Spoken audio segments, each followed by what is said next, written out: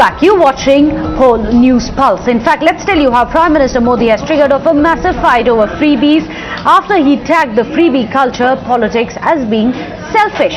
Well, that's right. The face-off is only escalating now, and the BJP and the AAP have been trading charges.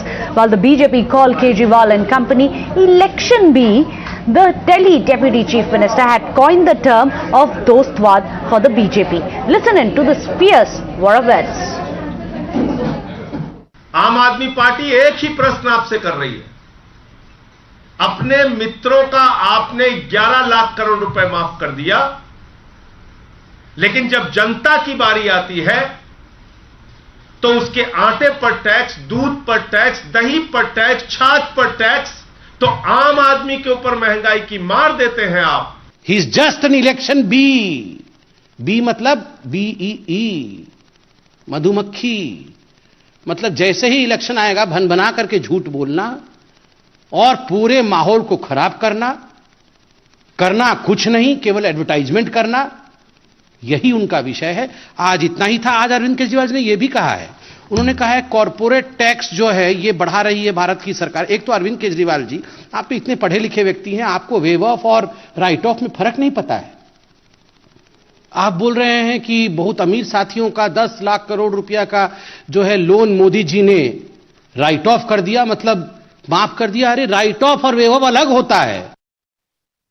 2 बच्चों को यहां पर loan दिया और 19 करोड़ रुपया से अधिक खर्चा किया है, 19 करोड़, ये बताने में कि मैंने लोन दिया।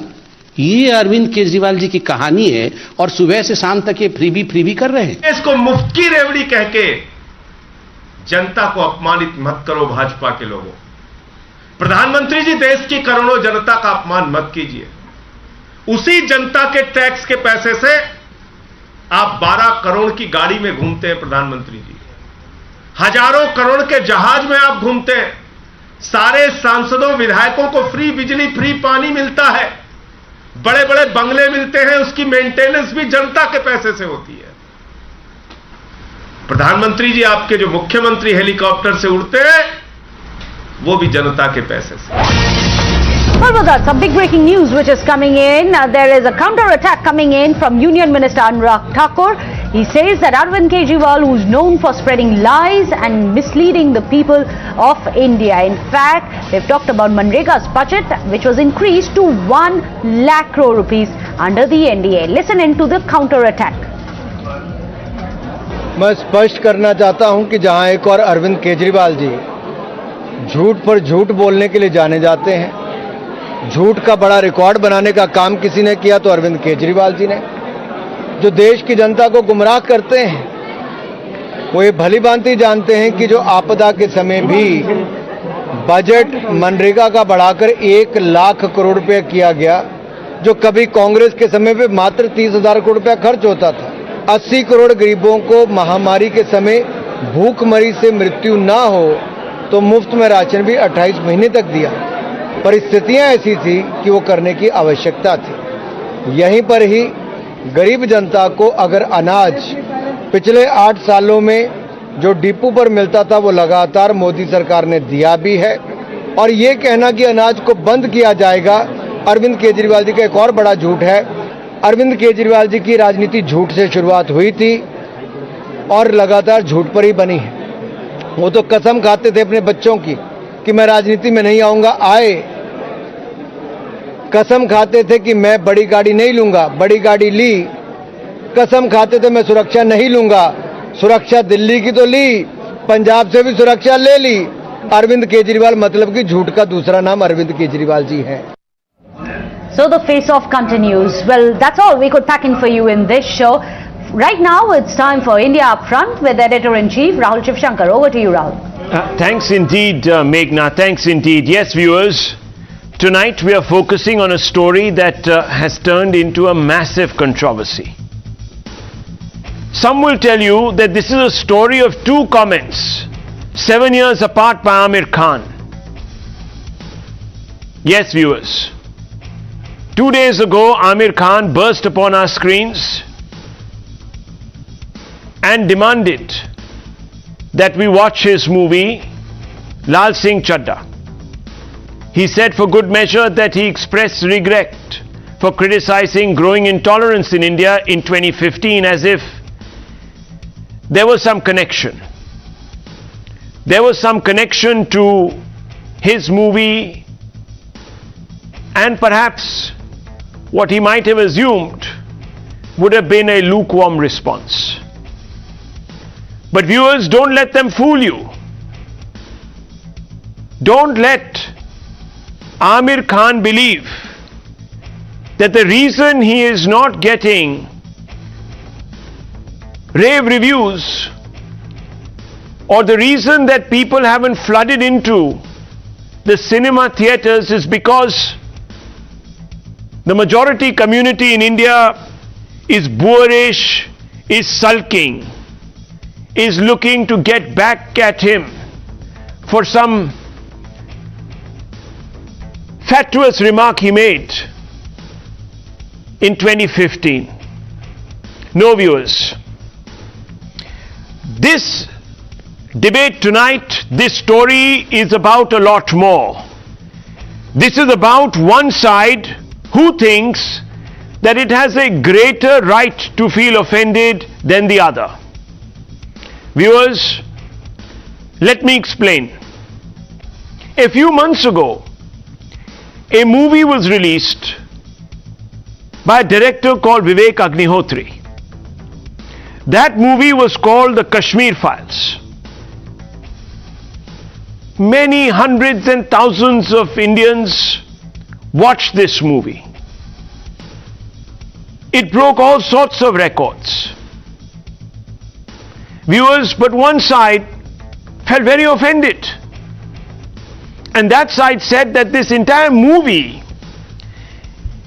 is a propaganda tool for Hindu nationalists to paint themselves as victims. This side said that to punish this sort of lie that is being perpetuated, this Islamophobia, we must not watch this movie. Viewers, they said that this movie is hateful. It will divide this country. Don't watch it. Cancel culture was at its peak, viewers, in the context of the Kashmir Files. Now, viewers, when a section of this country hasn't shown up to watch the Aamir Khan film, Lal Singh Chadda, people are saying, oh, you see, Hindu nationalists have a problem with a Muslim director, actor. Oh, that you see this Aamir Khan spoke up on behalf of his community, minorityism, inclusiveness, and this bunch of Hindus can't stomach this, so they haven't shown up. Well, let me tell you, viewers, a large number of ordinary Indians who are walking out of the cinema halls are just plain disappointed. They find the movie pointless. One top film critic who is quoted left, right and center has given it a 1.5 stars or something like that. I don't follow the movies too much, viewers, but I'm told that there are a large number of critics who have a problem. There are others, of course, who have opinions. They say that, oh well, and there might be a minority, I don't know, viewers. There's no express poll here. Social media is not really a barometer. Many people believe that Aamir Khan has also been selective in his representation of Hindu religious symbolism. And they have a right. If they feel that Aamir Khan hasn't done good by one particular faith, is selective, that's their interpretation. And they have a right, therefore, not to watch his movies. But to make that the only reason, viewers, that is a clever obfuscation.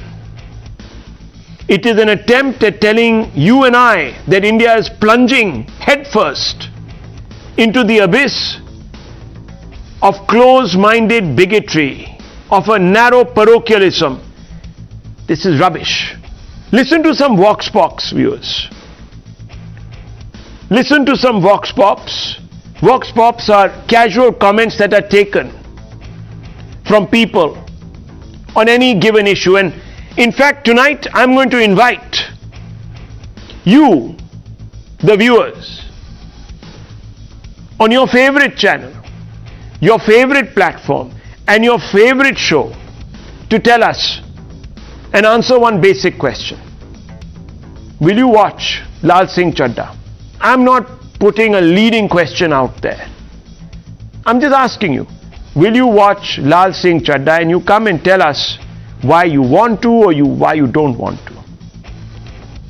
But viewers, be careful about those individuals tonight who are going to say, oh, narrow-minded Hindu bigots are responsible. Remember, when they say that, you must point out when this entire ecosystem that expresses this kind of sentiment and tries to, at some level or the other, take a dig at the Hindu community, you remind them about what they said about the satanic verses of Salman Rushdie, when they all said, oh, you know, we must not allow Salman Rushdie or his movie or his book or what have you to be circulated in this country, because it goes against the spirit of Islam, the faith, the doctrines. There are several such decisions that were taken, viewers, in the name of keeping the peace. But in case there are some Hindus who have decided to boycott Aamir Khan's movie, no problem. They're within their rights. They should not be derided, because unfortunately, as I told you, viewers, as I told you, in this country only one side arrogates itself the right to feel offended above and beyond any other side. So do contact us tonight. This is our channel. And I will first play out the first impressions of ordinary moviegoers. What did they think? Let's listen. लाल सिंह चड्ढा देखने जा रहे हैं। अभी news पे देख रहे हैं, बड़े विवाद हो रहे हैं, ये वो सब देखें ऐसा इसमें क्या है जो इतना विवाद बढ़ रहा है, कि फिल्म में क्या दिखाया गया है, उसी वजह से ज़्यादा इच्छा बढ़ रही है देखने की। तो आपको लगता है कि जो विवाद हो रहा है उसकी वजह से लोग ज़्यादा फिल्म देखेंगे? हमको तो लगता है जब विवाद होता है तो आदमी जाता है। बहुत अच्छी, बहुत 100 में 100 बहुत अच्छी मूवी है। मिस्टर परफेक्शनिस्ट कहलाते हैं और बाखूबी निभाया है रोल को। आप लोग जाके देखिए, बहुत अच्छी मूवी, बहुत स्लो पिच पे है मूवी, बहुत अच्छे से हर एक चीज दिखाई है, बहुत अच्छा रोल दिखाया है। आमिर खान का इसलिए कोई देखना ही नहीं चाहता, क्योंकि इन्होंने भगवान का वो पीके बनाई थी, तो भगवान का भी इन्होंने विरोध किया था, काफ़ी ज़्यादा भगवान का अपमान किया था, तो इसलिए अभी कोई तो देख नहीं रहा है। और बॉलीवुड को इसलिए नहीं कोई देख रहा है क्योंकि अभी काफ़ी लोग बॉलीवुड से वही है, खुश नहीं है। हाँ, The reasons I see the movie is not going well because first of all I think it's a remake of already a Hollywood movie, and also here in people in India there are so many issues with the person attached. I think that should not be the view, because there are so many people attached with the movie and not just the actor. So many lives should not be affected just because of one person. Well, there you go, viewers. Your lay viewers are not some bigots. They're quite open-minded, as I told you. They're very open-minded. So Aamir Khan must stop playing victim. I don't know if he preempted this, because I'll tell you something. Here are some hard facts. Some of his other movies haven't done well. Yes, this film also has opened very poorly. In fact, it's done worse than the first day collections of the Thugs of Hindustan, which also ended up as was categorized as a flop. Mela was released in the year 2000, budget 18 crores, it earned 15.18 crores. Mangal Pandey, The Rising, release year was 2005, budget was 37 crores, it's earned about 27.86 crores. Dhobi Ghat, released 2011, budget 13 crores, it earned just a little over 13 crores. Thugs of Hindustan, released 2018, budgeted 310 crores, earned 138 crores. So viewers, this is following a familiar trajectory if indeed it doesn't do well. There are other films that haven't done well. Maybe his bankability, his perfectionism, the themes he's picked, maybe those are more to blame. Anyhow, I don't want to take up too much time. Let's open this up. I want to first begin with Dr. Ranganathan. And Dr. Ranganathan, you heard my introduction. And I don't espouse bans, and neither do you. We are not those people who want to cancel out others. We only lower their fader when they talk too much and they talk over other people. So, having established that, I just want to ask you, there is one set, they react so differently. And that's what I want to get at, the hypocrisy of it all. When Mr. Anupam Kher and Mr. Agnihotri made the movie Kashmir Files, there were many people associated with that movie also, many livelihoods that were attached to that movie also. But there was this whole group of, I don't know what to call them, let's call them the ecosystem.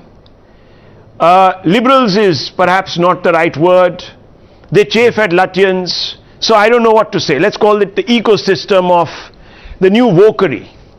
When the new wokery got so upset at the Kashmir Files, there was no talk about freedom of expression, for example. Here, when Mr. Aamir Khan's film is not doing well, people are reading motives. These Hindus, parochial Hindus, have decided that they are going to boycott Aamir Khan, teach him a lesson. How do you react to all of this? Good evening, Rahul. You've really summed it up perfectly. I think there are three important issues here. Let me delve into them one by one. First, you're absolutely right. Look, intelligence and rationale and logic has never been the strong point of these leftists. So, it is amusing to note the hypocrisy of those who called for the boycott of Kashmir Files and Vivek Agnihotri, as you rightly put it, now lamenting the boycott of Lal Singh Chadda.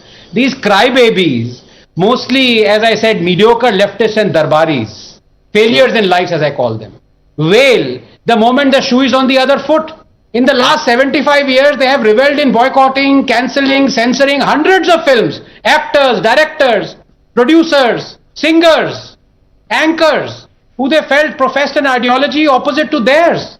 Heck, they even charged Utpal Dutt with sedition for Duswapner Nagri. They jailed him for 7 months for Kalol. They banned Balraj Sahni, who was a communist, for Jadoo Ki Kursi. They banned the film Andhi, banned film Kissa Kursi Ka. There are hundreds of examples. But now, they are running scared because the non-left or right is doing the same to them and their ideology.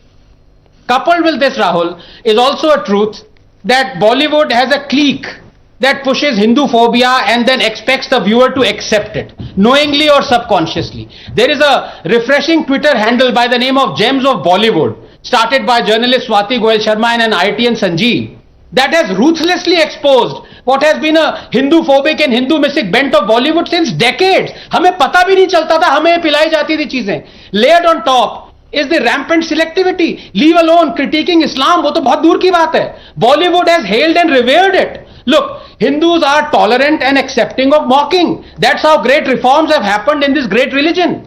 Samskara, you can today, that means you call it an anti-Hindu film, was a well-accepted film, although it was banned by the Congress. But to always selectively highlight Hinduism's ills, to always mock only Hinduism, displays a mindset of fear and awe of the other religion. Number two, it is also worth pondering, Rahul, that while boycott, as you said, is a legitimate right of an individual, absolutely true, as a society, we will become monochromatic and cleansed of all diverse views if we stretch boycotting to its limits that the left does and wants. For example, I disagree with the views of the actor Swara Bhaskar, but should I stop buying Harpic, for which she is the ambassador for? What is Harpic's fault if Swara's views are irrational and laughable? And what is my toilet's fault? Tomorrow, If we don't like the views of Amitabh Bachchan, should we boycott administration of polio drops to our kids for which he is the ambassador? Finally, very briefly, on the issue of Lal Singh Chadda itself, Rahul, as a scientist, I look at evidence and past precedents. And on both counts, it is difficult for me right now to say that Lal Singh Chadda has bombed at the box office because of Aamir Khan's anti-Modi, anti-current atmosphere or anti-Hindu propaganda. If this was the case, then three idiots that came after Aamir Khan called Modi a murderer and wanted him jailed and hated BJP and its policies openly wouldn't have become a big hit. Also, Dangal, Aamir's biggest hit, came 2 years after the Hindu-phobic film PK and a year after his infamous comment on India being unsafe. So Dangal should have tanked as well. So I think the tanking of this film might just be due to it simply not resonating with the audience. I have a feeling too, and I'm going to ask this. Why did Aamir Khan express regret? If he spoke from conviction in 2015, then why express regret? Was it another way of sort of painting himself as a victim of Hindu bigotry? I mean, why? And that too, 2 days before. For all these years, it's been 7 good long years. Other movies have come out. As Dr. Ranganathan is saying, Three Idiots, Dangal, what have you. I don't even watch Hindi cinema, but, you know, I take his word for it. And others like, Thugs and Mangal Pandey and, this Mela and Dhobi Ghat and Thugs of Hindustan. All of these movies have come out recently or in the recent past. People went to watch them not because he was a Muslim or despite the fact that he was a Muslim, but because he did a good job. Sanjay Jha, why is Aamir Khan today playing the victim in this sort of callous way? People don't like this, you know. This is an attempt at trying to paint the Hindu community into some sort of extremely parochial sort of, narrow-minded colors. That's not right. Well, Rahul, let us remember that when Aamir Khan made his statement in that media event, and I challenge anybody on the panel to tell me what did he say. Sanjay Jha, it's not about that. My question is different. Why is he making it up? Statement. What was so objectionable about what he said? Nothing. And in a democracy, to if be he feels like it, exactly. So why is he? So I'm asking you, Sanjay Jha, now 1 minute. Now you see again, whataboutery has begun. I never asked you this question. Did I ask you? I think in a free democracy like ours, people can say whatever they want to, as long as they don't cross certain lines. And those lines, I think even Dr. Ranganathan will tell you, he's a free speech absolutist. I'm not, but he has certain criteria which he can explain. But Sanjay Jha, what I don't understand is, why has suddenly Aamir Khan decided to express regret? Now there is an ecosystem that is trying to paint India as some Islamophobic nation. Is this part of that attempt? That's all I'm asking you, Sanjay Jha. Why suddenly? Why out of the blue? There are other movies that have come out after he made those comments.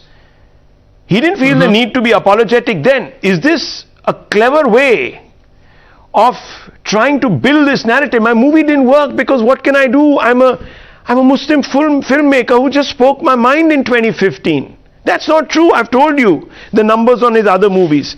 This, I feel, Can I is add worrying. a Yes. layer on that? Doctor. Before Sanjay answers, Sanjay just give other people a chance to speak. Yeah. How much will you hog the limelight?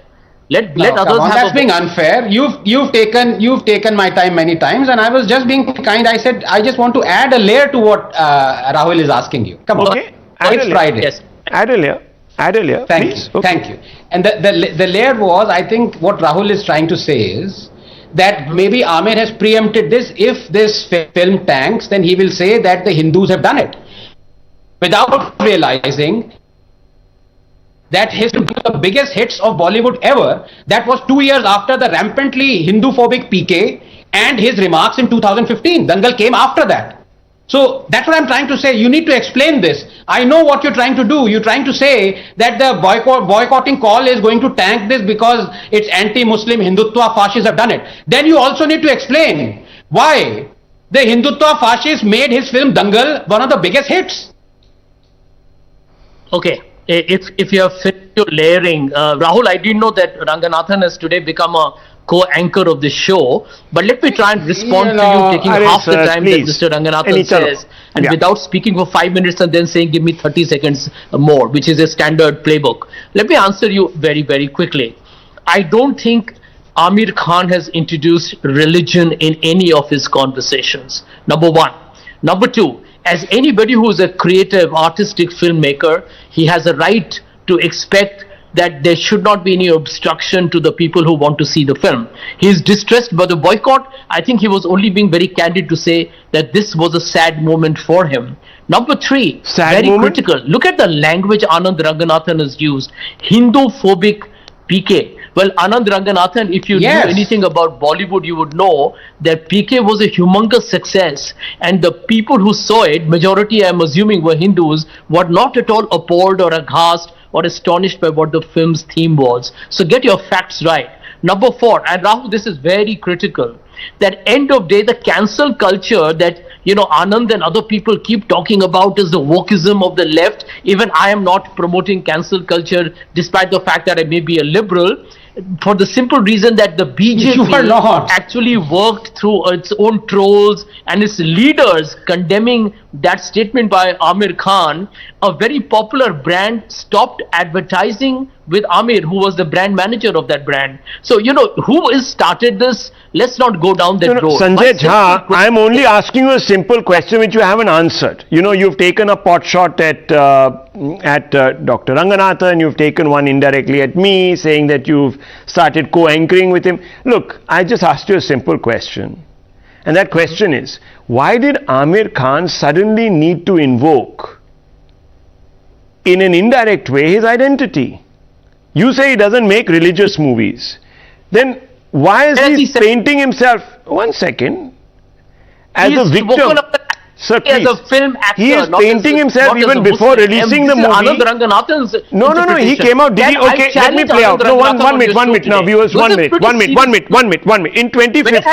In 2015, viewers, you decide. I'll play out these two sound bites, okay? In 2015, you decide. Religion, you tell me. One second, Sanjay Jha, 1 second. Please listen. Let's decode this. Let's decode this. Okay. Even an actor is an identity for. Now you won't let me speak. Just give me 30 seconds, sir. I'll explain it to you. Maybe you haven't understood the question, or maybe you're deliberately not wanting to understand it. So I want you to listen. 2015.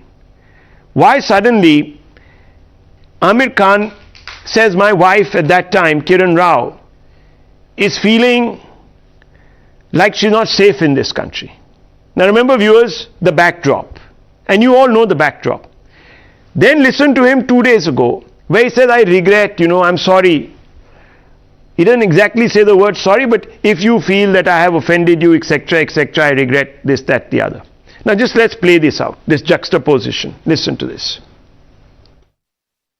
When I sit at home and talk to Kiran, Kiran and I have lived all our lives in India. For the first time, Kiran says, should we move out of India? Now that's a disastrous and very big statement for Kiran to make to me. She fears for her child, she fears for, what the atmosphere around us will be. She feels scared to open the newspapers every day. So that does indicate that there is a sense of growing disquiet. अगर मैंने किसी का दिल दुखाया है किसी चीज से तो मुझे उस बात का दुख है और मैं किसी का दिल नहीं दुखाना चाहता हूं और आई थिंक बाकी अगर लोगों को जिनको फिल्म नहीं देखनी है तो मैं उस बात की इज्जत करूंगा क्या कर सकते हैं लेकिन मैं चाहूंगा कि ज्यादा से ज्यादा लोग फिल्म देखें हमने बड़े मेहनत से फिल्म बनाई है और सिर्फ मैं नहीं हूं फिल्म जो बनती है वो सैकड़ों लोगों के मेहनत से बनती है तो I hope people like it. So you heard that, viewers. The reference is to a growing sort of intolerance, unbridled Hindutva, Islamophobia without mentioning it. We all know the elephants in the room. So Sanjay Jha, suddenly you now come out 2 days before your latest film, knowing that the others have bombed pretty much at the box office, the last 3 or 2 or whatever it is. And now you apprehend perhaps this is going to happen. So you create. I'm only asking you, do you think this is possible? So you try to create a reason, a rationale. Oh, I got cancelled by, the bigot Hindus. Well, have I said it? I don't think Aamir Khan has said it. The simple point, Rahul, and give me 30 seconds and I wrap up. I won't speak a word after that on your show unless you invite me to. Is this, that even Akshay Kumar's recent large mega projects have bombed. I mean, these commercial success and failures are part of the game. I think the answer here is simple, that he's made a film, and over the last couple of weeks on the internet, especially on Twitter and other social media platforms, there is an organized attempt to say stay away from the film, linking it to Aamir's comments in a media event. And as I was telling somebody, I think on your program yesterday, roughly $25,000 millionaires from India have gone abroad. 9.5 lakh Indians have left since Mr. Modi became Prime Minister and have migrated abroad. Are you going to call them traitors? Are they going abroad just because, they kind of are attracted by tax havens or by fancy jobs or goat cheese? Or maybe they are disillusioned with Mr. Modi's government. There is an intolerance, of course. Is this government authoritarian? Definitely. Okay. Is this government there is no data that you are furnishing to establish this. There is no data. You are saying people are going. Of course, it's a flat world. People will look for opportunities wherever. In fact, it's a great indicator that Indians are now confident and skilled enough to try their luck in any part of the world and are being accepted. I mean, come on, they are not going out. No, hang on. They are not going out as illegals, in 1 minute, sir. They are not going out as illegals. They are going out to invest in other countries. Okay, you'll tomorrow say that the biggest companies are investing in Africa because, oh my God, India is intolerant, burning. Fair enough, sir. I mean, if that's your view, that's your view. I can't stop you. Okay, 1 second. Sushil Pandit is there. Sushil Pandit. But before that, I want to quickly take some of our viewers. O.P. Swaminathan is calling in. Good evening, sir. Please go ahead. Yeah, Rahul, good evening. Yeah. You see, it has become a fashion now to criticize Hinduism. Yes. And that is the standard for secularism. Aamir Khan apologized, just like a politician, that if I had hurt, that means he doesn't apologize and he has no regret. If he had criticized, if any director had criticized any other religion in a movie other than Hinduism, our court should have come down heavily, saying that due to this statement there is Bahim in the country and this person should be arrested.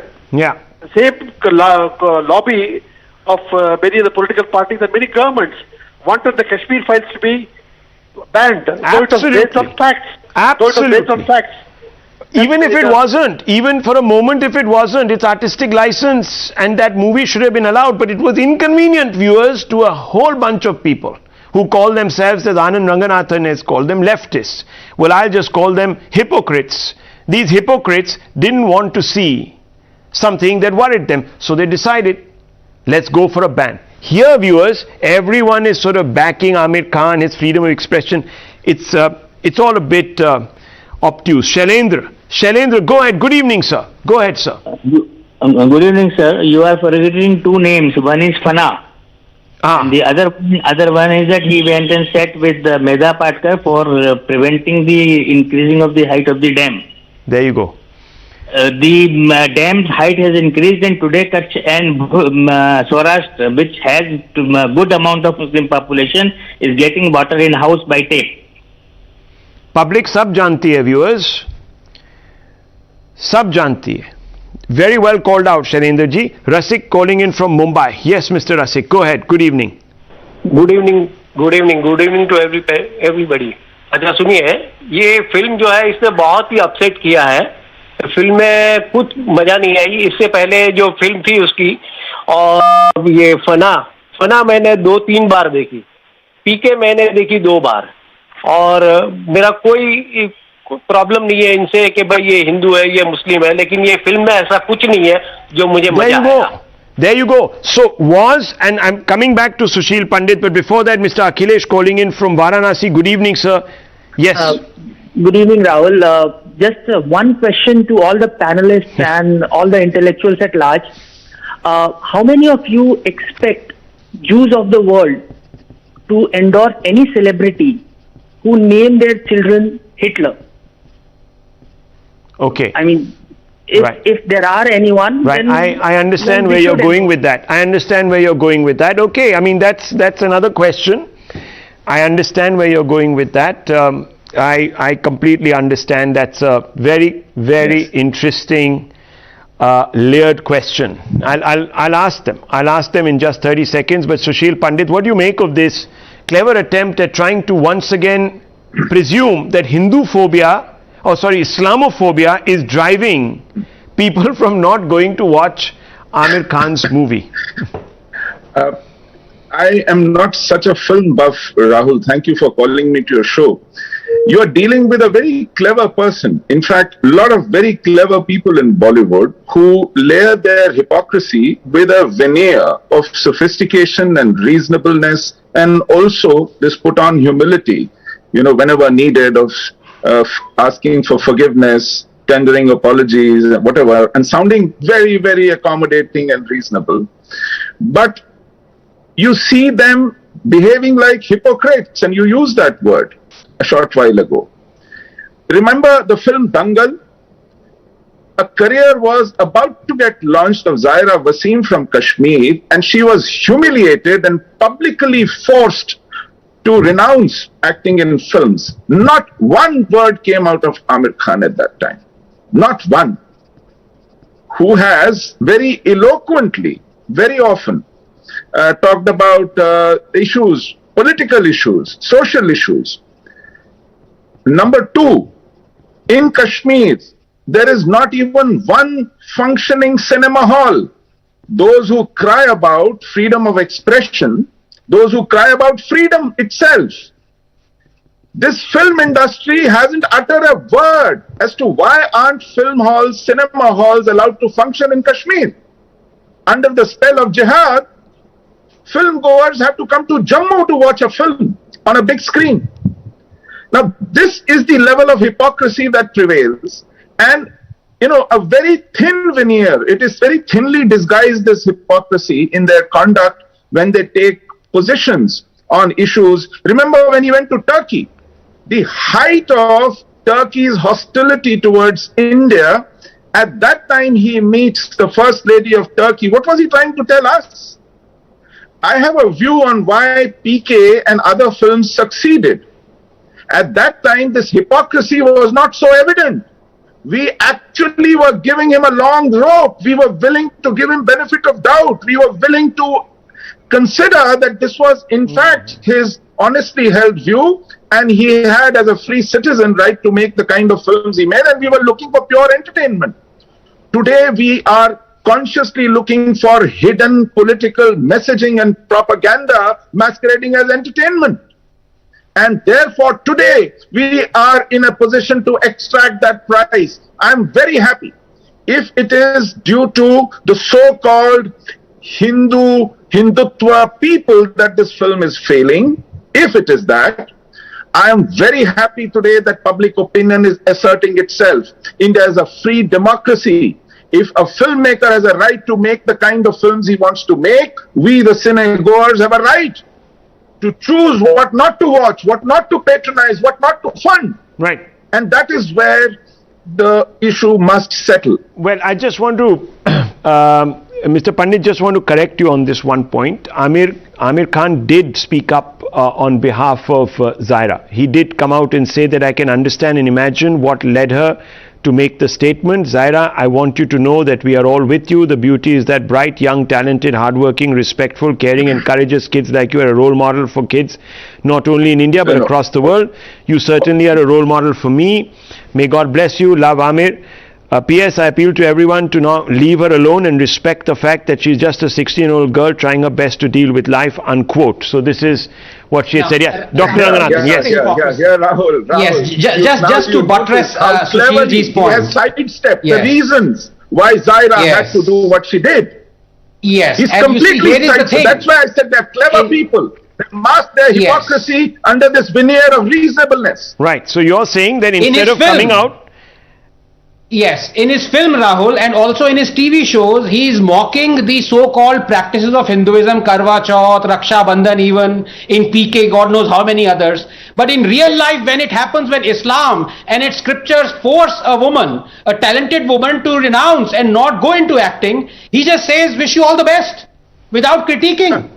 This is the reality of Aamir Khan. Okay. So Danish Qureshi, let me bring you in on this. It's an important story. It's an important story because an attempt is being made to try and portray the majority community as boorish, narrow-minded, parochial, a community that is going to suddenly, boycott Aamir Khan because he happened to sort of make a couple of comments which on intolerance, the growing Hindutva, etc. in this country.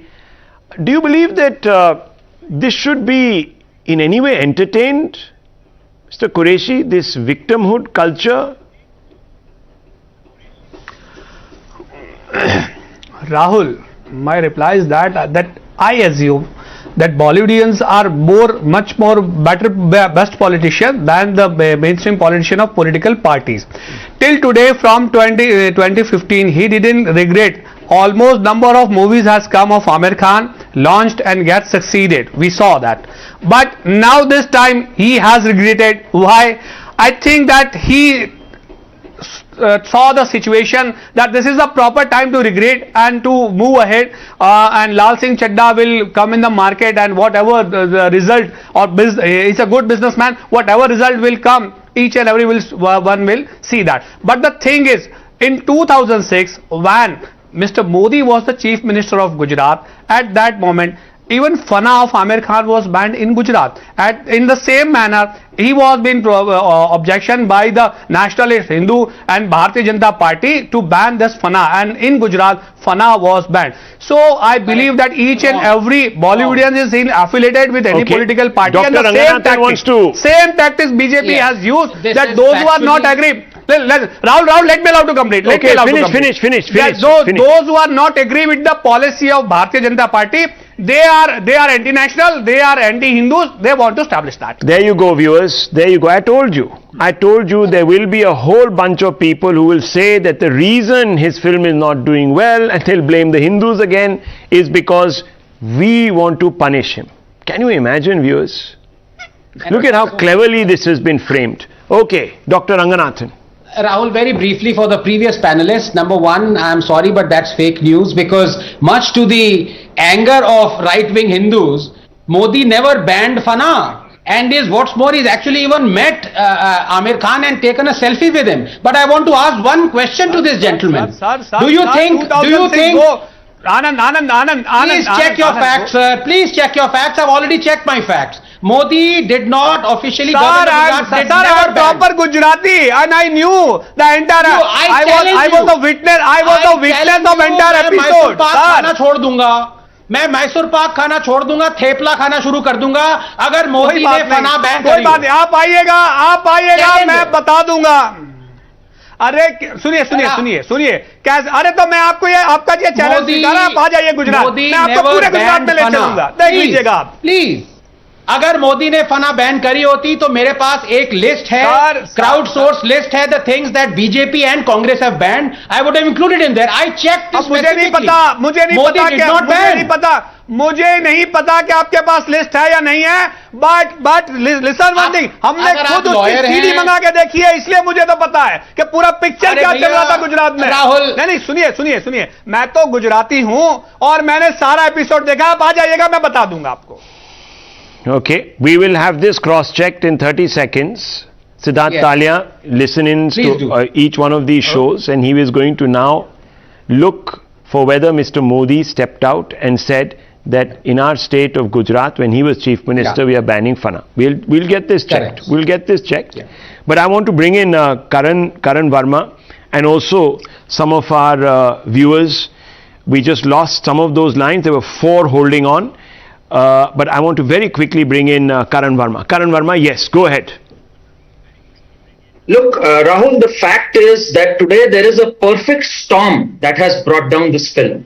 Mr. Sanjay Jha is right that PK was the highest grosser of the year. But sir, it speaks volumes about the magnanimity of the Hindus. It attests the fact that they are tolerant enough to even take a joke or even take mocking. But that doesn't change the fact that PK was Hindu-phobic. Rahul, the problem is that Aamir Khan today has lost all credibility. He is considered as this intelligent actor who does a lot of research before taking up any project. And when Aamir Khan mocks Hindu sentiments without doing adequate research on the scientific rationale behind idol worship, behind Pran Pratishtha Puja, people know that he is a phony act. When Aamir Khan mocks Raksha Bandhan and Karwa Chauth on Satyamev Jayate and doesn't speak a word about halala and triple talaq, people know that it is his selectivism. It is not his innocence. He is not a witless wonder who can miss out on such points, but there is a deliberate attempt of one-sidism. That is what people see. People know that when Aamir Khan meets the First Lady of Turkey, he can't be oblivious of the fact that we have hostile relations with Turkey who's opposing us on our internal matters like CAA and Article 370. No sovereign nation can tolerate that. In fact, in America, he would have been booked under the Logan Act. But such is the tolerance of this great nation, which he mocks from time to time and says that there is a rising intolerance, even though data at that time suggested otherwise. It is this lack of credibility and phonyism of Aamir Khan that people are boycotting his film. And the set of viewers who come on your channel, they say the entire story. Some don't like the film for what it is. Some boycott it, which they have every right to do in an open democracy. And some just don't like the man anymore. So it's an open democracy and it's the perfect storm which is bringing. You might be right, and it's also very funny because there's no official boycott. No one has come out and said we are boycotting it. So anyone who gives it a skip is assumed to be boycotting this movie. Viewers, this standard has never been applied to any other movie. That way we can say that the people who haven't gone to watch Raksha Bandhan are also boycotting this film. This is ridiculous. Viewers, this is absolutely ridiculous. I want to bring in Sanjay and I want to quickly, Siddharth Talia, Nizam Bhai has told me, Siddharth Talia has sent me a WhatsApp message and he says that in Gujarat there was no official ban. No official ban on the movie Fana. Yes. No state government came out and said that we are banning Fana. Voluntarily. Voluntarily. Mysore Pak bhejwaiye. I demand 1 kilo Mysore Pak.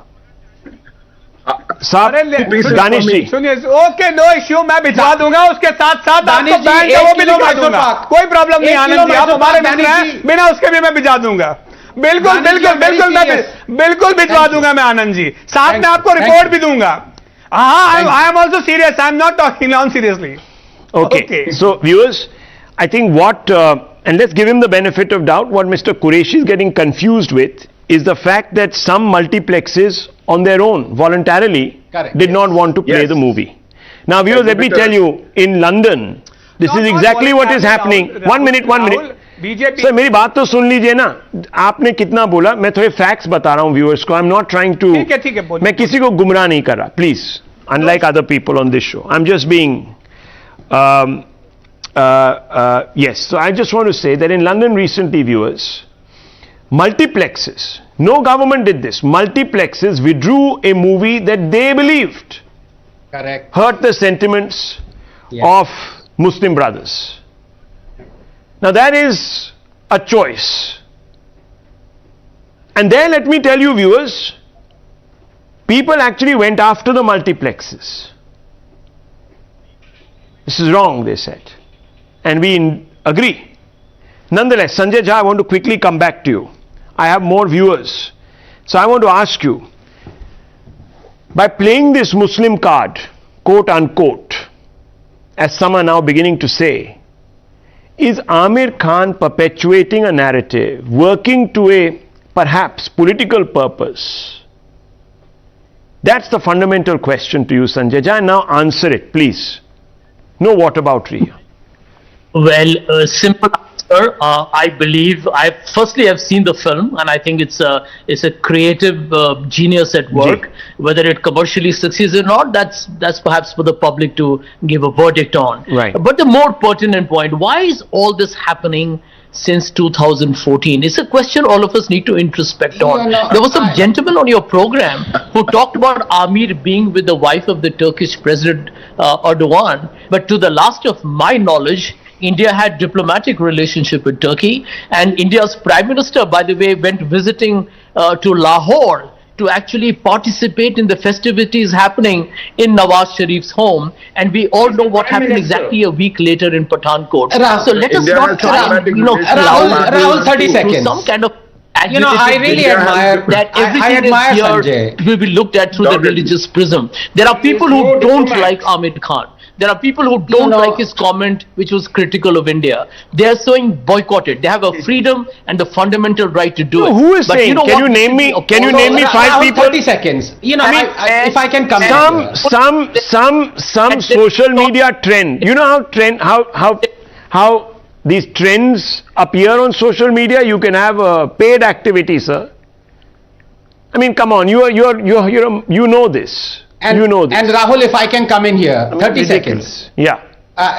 Yes. I really admire my good friend Sanjay. Don't go by his appearance, physical appearance. He's only 8 years old. Yeah. He was born in 2014.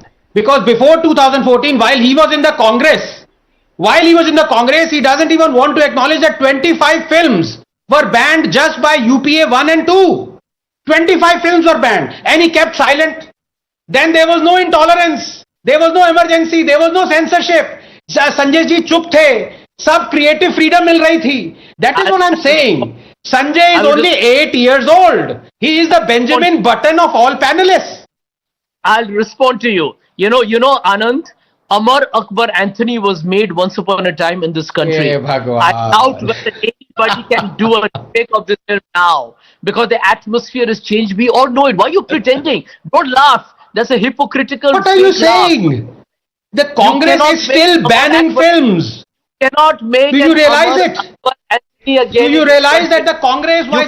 One second. We all know these political parties and their track records. It cuts both ways. I'm just going across to our viewers. Rajiv calling in from Bengaluru, Dr. Ram calling in from Chennai, Pradeep from Bengaluru, and Ram Sharan Saab from Sitamarhi. I'm just going to go first to Rajiv. Mr. Rajiv calling in from Bengaluru. Go ahead, sir. I think we've lost you. Dr. Ram calling in from Chennai. Are you there? Yes. Yeah, good evening. Hi. So, good evening, sir. Just a quick question to all of you. Yeah. It seems like as of this person, Aamir Khan is like just new to the Bollywood. I mean, come on, he has been ruling the roost for so many decades. And do you think that he's playing like an innocent card by not knowing the ramifications of what he brings into the storyline? Come on. Or doesn't he have people around to say that, okay, what are the consequences going to be for bringing in such a storyline? This seems so absurd. This guy, pretending to be so innocent of not knowing what the ramifications are and then pleading guilty. And for those who are bringing in the 2014 card, probably, yeah, because there is a collective awareness that we will not take in any more kind of bull that we have been subjected to for so long. Well, there you go. There's been a greater awakening. Call it what you want. Pradeep calling in from Bengaluru. Thank you, Dr. Ram. Pradeep calling in from Bengaluru. There you go. Good evening. Hello. Hi. Good evening, Mr. Rahul. I'm a fan of Sanjay Jha and ARP, Anand Ranganathan and Rahul Shivshankar and Sushil Pandit. I would like to ask a question of Sanjay Jha. He is a Hindu. Every time he playing a Hindu. If he Hindu, every time the Bollywood disrespectful of our gods and goddesses, and also not opinion of Kashmir files. So why this type of biased environment? You're biased, Sanjay Jha. The viewer is asking why are you biased. Well, let me give him a simple answer. The Khans, whether it's Shah Rukh, Aamir, Salman, they have been most popular in Hindi films, and because we all love them. But you know what is happening of late? Everyone is being made aware of their religious identity. Oh, come on, come on, How please. I mean, come on, sir. I mean, this is ridiculous. Salman Khan's last movie did so well. Did people say, oh, because he's a Muslim? Please, I mean, this is ridiculous. Anyhow, okay, Ram Charan, please. Yes, Ram Charan ji, please. Go ahead. Sitamarhi, Mr. Ram Charan. Yes, good evening. Namaste, Rahul Shivshankar and Anand Professor Ranganathan. Good evening, sir. Good evening. Aamir Khan जो कह रहे हैं उनकी सोच बदली है या शब्द बदले हैं, इसका तो कंफर्मेशन आमिर खान ही करेंगे। लेकिन वो तुर्की फिल्म की शूटिंग में गए थे और तुर्की आज एक कट्टर राष्ट्र है बनिस्बत उदार राष्ट्र के। क्या उन्होंने भारत की चिंताओं के बारे में कोई एक शब्द, क्या एक पंक्ति वहां के शासक से कही कि आपके भारत विरोध समर्थन से कश्मीर में आतंकवाद को बढ़ावा मिलता है, हमारे यहाँ रक्तपात को बढ़ावा मिलता है? क्या ऐसी सोच का कोई परिचय उन्होंने वहां पे दिया? फिलहाल तो हमें पता नहीं. I don't think so. Publicly तो ऐसा कुछ सामने नहीं आया. No, in fact, he did the opposite, Rahul. He actually told the first lady that Turkey was very safe. You know, Dr. Ranganathan actually wrote a piece on this and the hypocrisy. Nonetheless, that was I think a year and a half ago. Nonetheless, viewers, let's move on, because I think we've devoted enough time to Aamir Khan. The point we must emphasize here on Aamir Khan, viewers, India is not some bigoted country that's going to reject his movie because he happens to have said something as a Muslim at a particular point in time which was critical. That is not the reason. Please, there might be hundreds of others, but certainly this is not one. I want to move on, viewers, to the other big story of the day. And this is a story that must wake up all of us. Yes, viewers, news has broken that a second assassin has been sent to kill Nupur Sharma. This is a big story. Nupur Sharma, we all know, is on the hit list. A second assassin has been caught. He's confessed that he came, trained, etc. from Pakistan to kill. Now, viewers, there is a problem here. Some people have incited hate by chanting Sartan Se Juda against Nupur Sharma. Even if she is convicted for what she has said, she at most will go in for 3, 5 maximum. If the judge is really, really strict, 7 years. That's maximum. Won't happen, but 7. More likely 3, if she is pronounced guilty. But viewers, there are some who want to behead her. Sartan se juda, they say. Gustakh-e Rasool ki ek hi saza, sartan se juda, sartan se juda. Now viewers, when hate slogans are raised, then this entire ecosystem gets very upset. In fact, they get shivers when they hear Jai Shri Ram. They say it's weaponized. But have you heard anybody, any top leader from the opposition come out and say, we will not tolerate Sartan se juda? It might be Nupur Sharma that you are targeting, but do not say these words, Sartan se juda. In fact, viewers, there are whole processions. Just a couple of days ago, Muharram was being observed, and look at what happened in these Muharram processions. There were certain people who infiltrated or were part of this procession, and they started chanting Sartan se juda. Listen very, very carefully.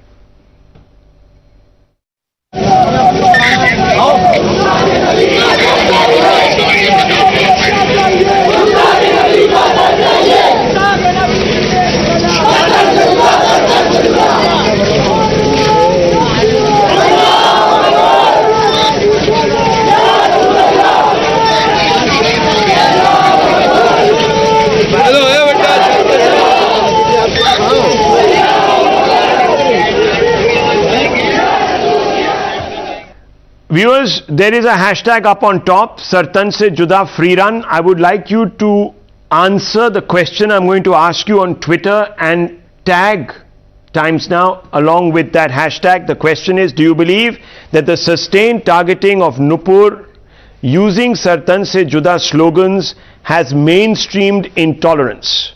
That's the first question. The second question, has this mainstreaming being perpetuated by political leaders that gave a platform to extrajudicial punishments like Sartan se juda? Viewers, to respond, that's the hashtag. We'd like to hear from you. I've run out of time on this show. The news are coming up with Navika Kumar. Stay with us, don't go away.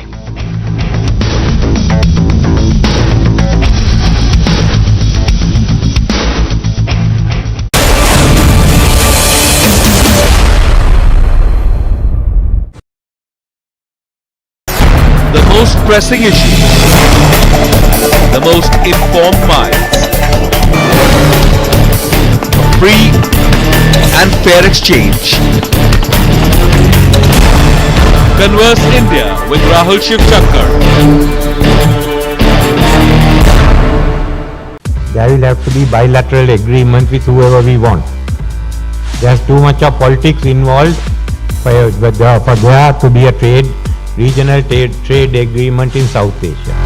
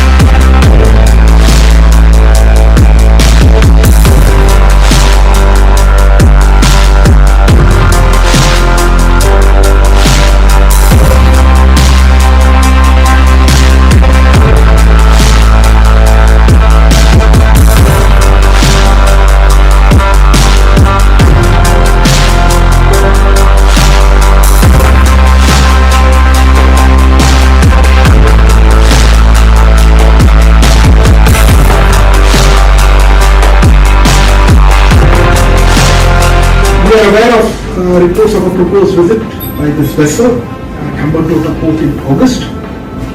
Let me just say the government carefully monitors any development having a bearing on India's security and economic interests and takes all necessary measures to safeguard them.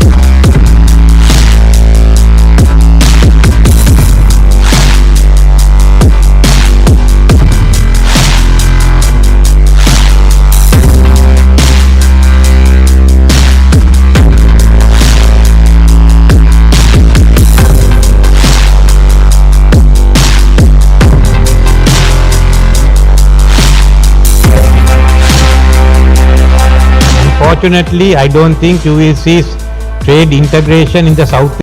All the top stories on the show tonight, viewers.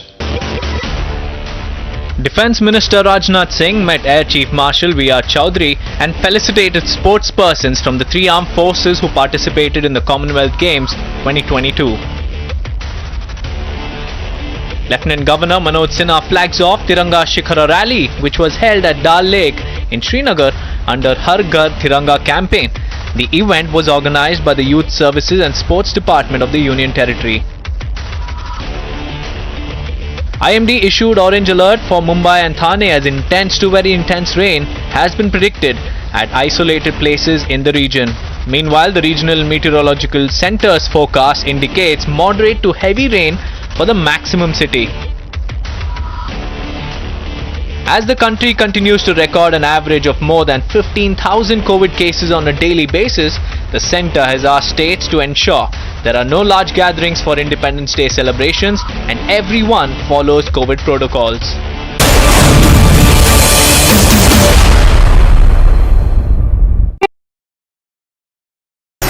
For decision makers, for the opinionated, for the unsure, for dinner time debaters, from metro stations to living rooms.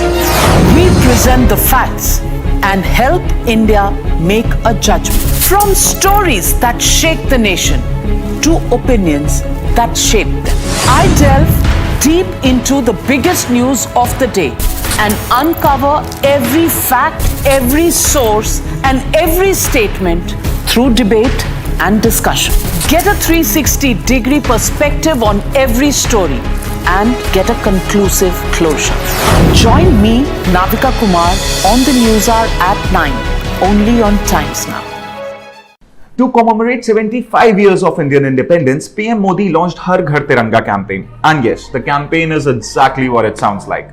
Under this, the centre aims to see the tricolour hoisted atop more than 20 crore houses across the country.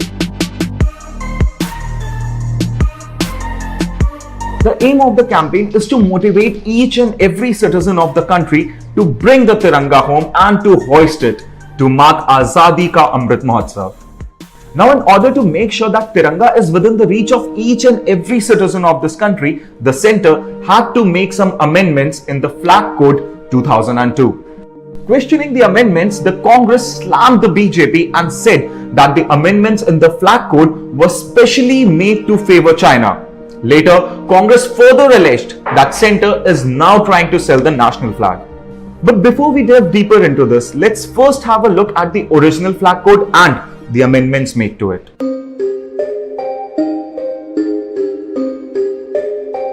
The centre has amended certain rules of the Indian Flag Code 2002 to aid the launch of Har Ghar Tiranga campaign.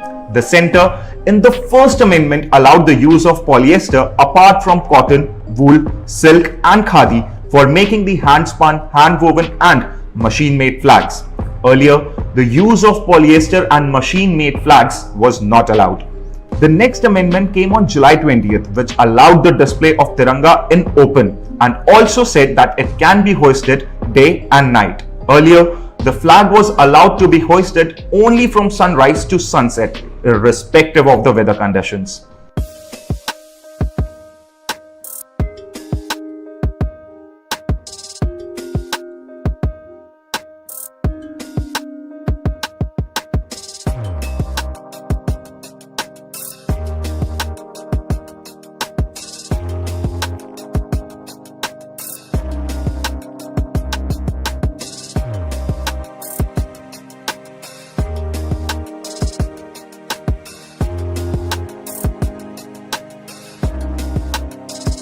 The amendment made by the centre in December 2021, which allowed the use of machine-made and polyester flags, is being widely criticized by the Congress. The Congress accuses BJP of favouring China by allowing the imports of polyester.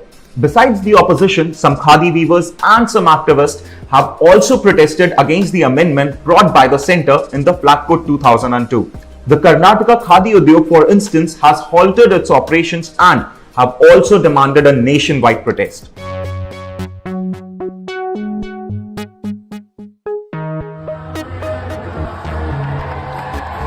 The idea behind Har Ghar Tiranga is to invoke the feeling of patriotism in the hearts of the people and to promote awareness about the national flag. The centre believes that by bringing the national flag home collectively, it will become symbolic of not only an act of personal connection to the Tiranga, but also an embodiment of our commitment to nation building. Even though the opposition has criticized Har Ghar Tiranga campaign to the core, the BJP on the other hand has stuck to its nationalism agenda. While a political slugfest ensued over the use of Tiranga, the people of the country are dipped in patriotic fervour to celebrate the day. Even as the campaign gets criticized, the idea and the main aim of the centre behind this campaign was to instill the patriotism in each and every citizen. And perhaps BJP did succeed in doing that. In August last year, Taliban seized to power They promised, they have changed. They called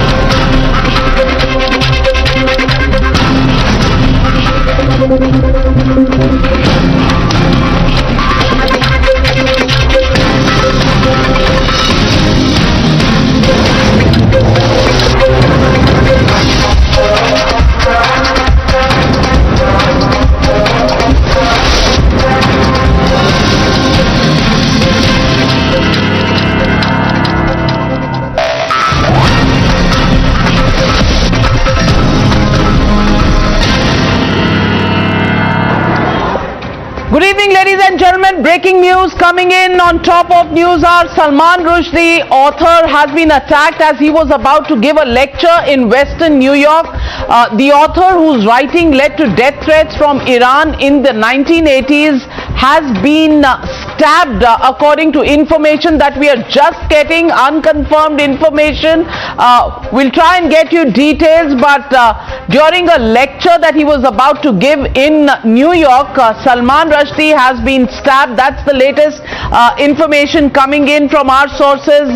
Madhav Das Gopalakrishnan joining me on this broadcast. Madhav, what are the details that you can give us, and do we have any news about what really is the state and how serious are the injuries to Salman Rushdie? Well, Navika, the information coming in, and we are going by official sources. This is the Wire, Associated Press, and this has put out the information that author Salman Rushdie has been attacked as he was about to give a lecture in Western New York. An AP reporter witnessed a man storm the stage at the Chowka Tokwa Institution and began punching or stabbing Rushdie as he was being introduced. So it's not yet clear, no official confirmation coming in if there was a stabbing or if it was just punching.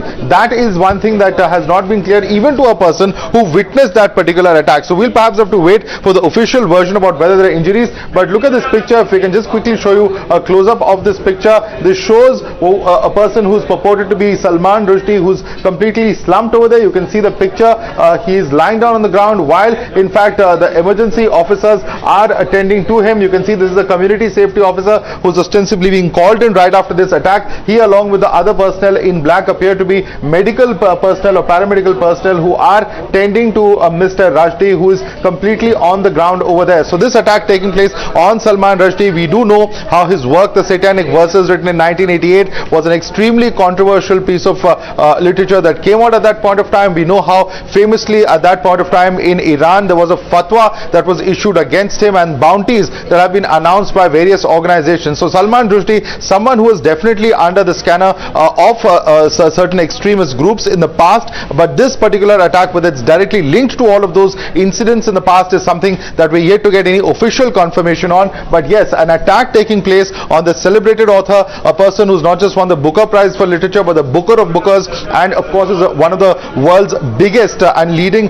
literateurs. This kind of attack taking place in New York City certainly is something that has surprised many, given the kind of incident that we are seeing, this kind of a open attack taking place on Salman Rushdie. Back to you, Navika. Well, Salman Rushdie has had a reward on his head for anybody who did try to kill him. Actually, death threats have been something that Salman Rushdie has been accustomed to since 1988, and prize money up to $3.3 million have been put on his head, and now many years later, this attack of an individual punching or stabbing. So it's not yet clear what is the nature and extent of the injuries that Salman Rushdie is facing, but it comes as a huge surprise, and it comes as some sort of worry on an incident like this in Western New York, where Salman Rushdie was expected to give a lecture. We'll get in more details as and when we get them. Thank you, Madhav, for giving us that update right on top of the news hour. Ladies and gentlemen, let's move to the next story tonight here. Aamir Khan has been called Mr. Perfectionist in Bollywood circles. That's why it took him 14 years to make his latest film, Lal Singh Chadda. The years put in to make the magnum opus have failed to wow the cinema lovers, at least as of now. 7 years after, a casually made comment with a deep implication seems to be haunting the actor and the film's prospects, and not to forget the controversies surrounding it. The film was already firefighting charges of being anti-Hindu, but now it's facing charges of being anti-army as well and anti-Sikh. Now a Supreme Court lawyer has filed a police complaint saying that Lal Singh Chadda hurt the sentiments of Hindus and promotes enmity. It goes on to say that the depiction of the Indian army has hurt compatriots. The lawyer who's put in this petition also says that this movie, a mentally challenged person is shown to have joined the army and even went on to fight one of the toughest battles in Indian history. From India to London, the opposition to Aamir's latest film is quite loud. In Varanasi, Hindu outfits distributed pamphlets asking people to boycott the movie. Former England cricketer Ponty Panesar jumped into the debate to call it an absolute disgrace. But does the Janta agree with them, or do they find it entertaining? Listen in. बहुत 100 में 100 बहुत अच्छी movie है। Mister perfectionist कहलाते हैं और बाखूबी निभाया है रोल को।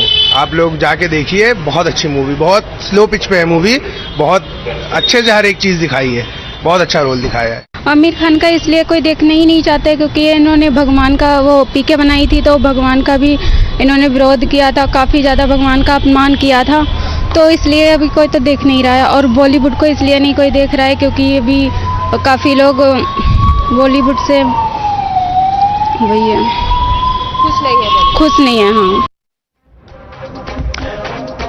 Was Aamir Khan expecting this even before the movies at the theatres, from hinting at leaving India due to intolerance to now revealing that he loves his country to the hilt? The two comments have left the netizens divided on what Aamir Khan really means to the audiences. Listen in.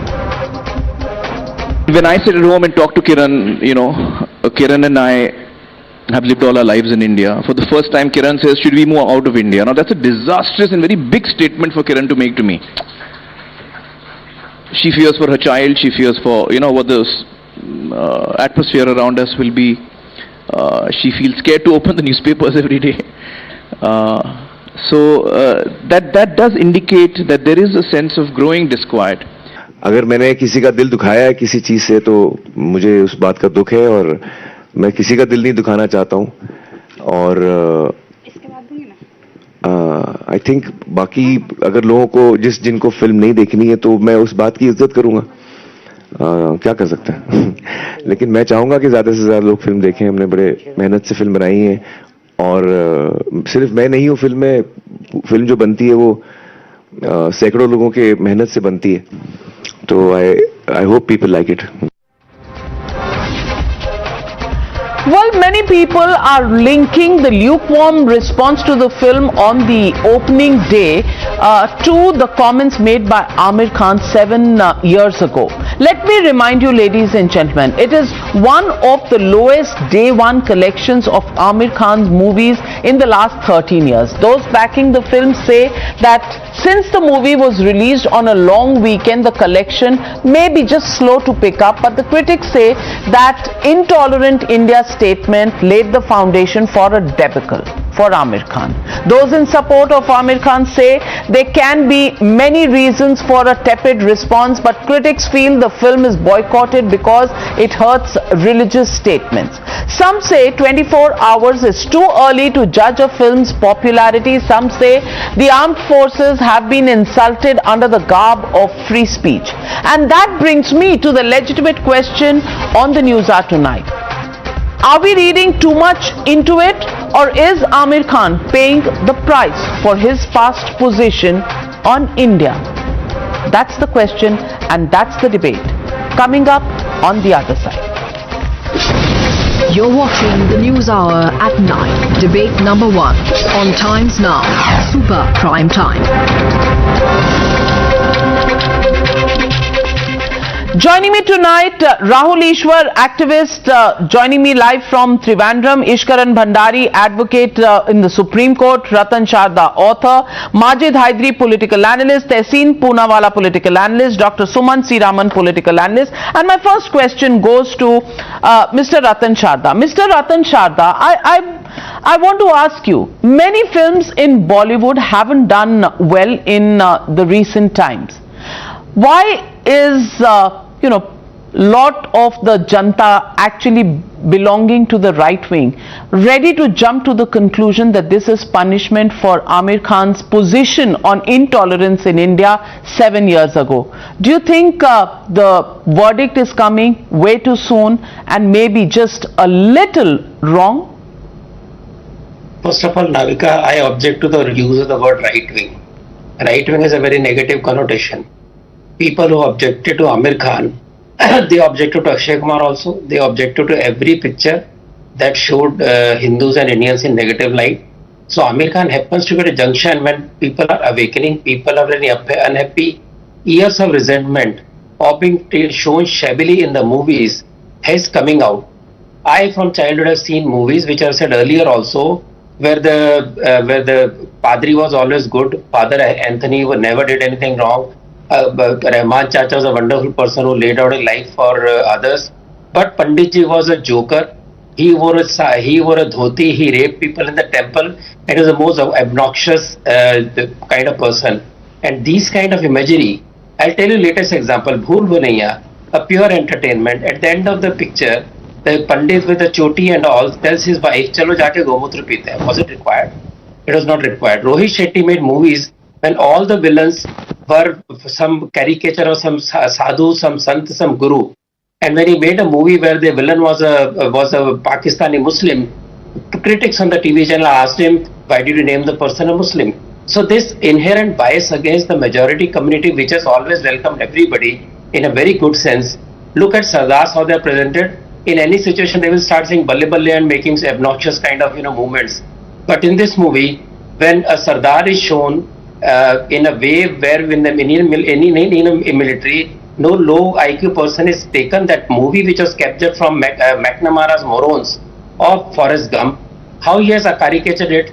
So whether somebody calls for a boycott or not, people are fed up with such movies. If you see 99% of the movies have flopped or 95% have flopped, it has nothing to do with either Aamir Khan.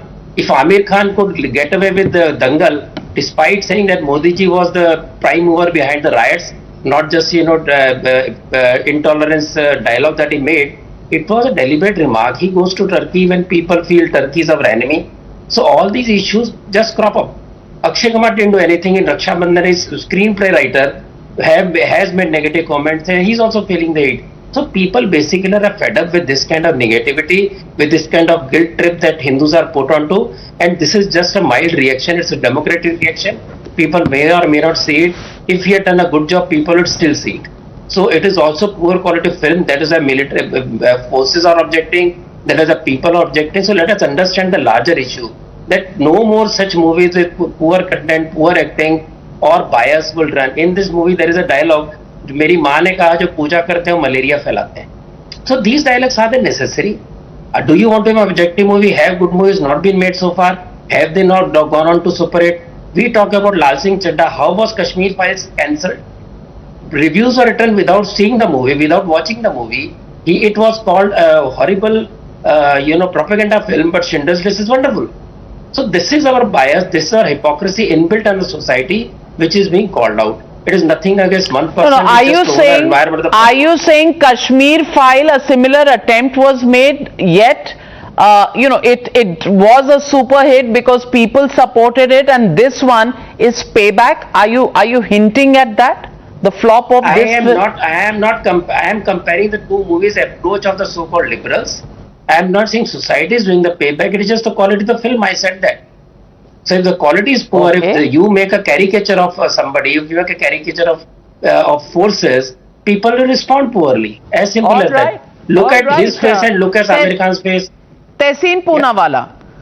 Ratan Sharda says many films have flopped, and certainly films which have bad content will flop, and in this case showing a military officer who has mental health issues as somebody wearing the uniform, it's unbelievable because there are stringent checks in our army, and you can't have people like that. So is that the reason the film hasn't really opened very well, because the content seems to be unacceptable to people because it makes these jarring negative connotations on India?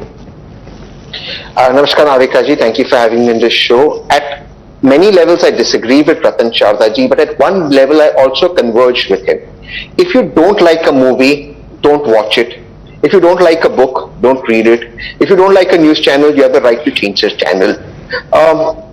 Just before we started, we read about Salman Rushdie being attacked, and my sympathies, and I hope he recovers, because if you don't like his book, don't read it. But when we call for boycotts of movies, which has happened in the case of this particular movie, it doesn't affect only one Aamir Khan. Making vague statements like Mr. Ratan Chawda said, oh, he went to Turkey. Navika Jain, this is data, 57% increase in people going to Turkey, Indians going to Turkey. Since 2019, 230,000 Indians went to Turkey. Are we going to boycott everybody? These are ridiculous statements to make on national television. Look, when a movie flops, it's not only Aamir Khan is affected. There's an entire industry working behind it. From the multiplex to the single screen theatre, from the person selling popcorns to the person who was the lightman and the cameraman, the poorest are the most and the biggest sufferers. You don't like the content, don't watch it, but to call for boycotts, to celebrate boycotts. And if you were so powerful, why don't you do your power in a positive way? And you could have made Kangana's movie a hit. You could have made Akshay Kumar's movie a hit. In fact, Akshay Kumar's movie released at the same time with Aamir's movie, and has taken a smaller movie. So I am all for democratization, but I think there should be a positive movement. If you don't like a movie, watch something else. You've neither watched Aamir's movie, neither you watched Akshay Kumar's movie, and you're taking credit for something that's not in your hands. I just think this is ridiculous, and let's not come up with vague statements. It's only one day since both the movies have released. Let's wait for the weekend. We'll see how it comes up after Independence Day. We'll see the numbers. Well, of course we'll wait for a longer version of the box office returns.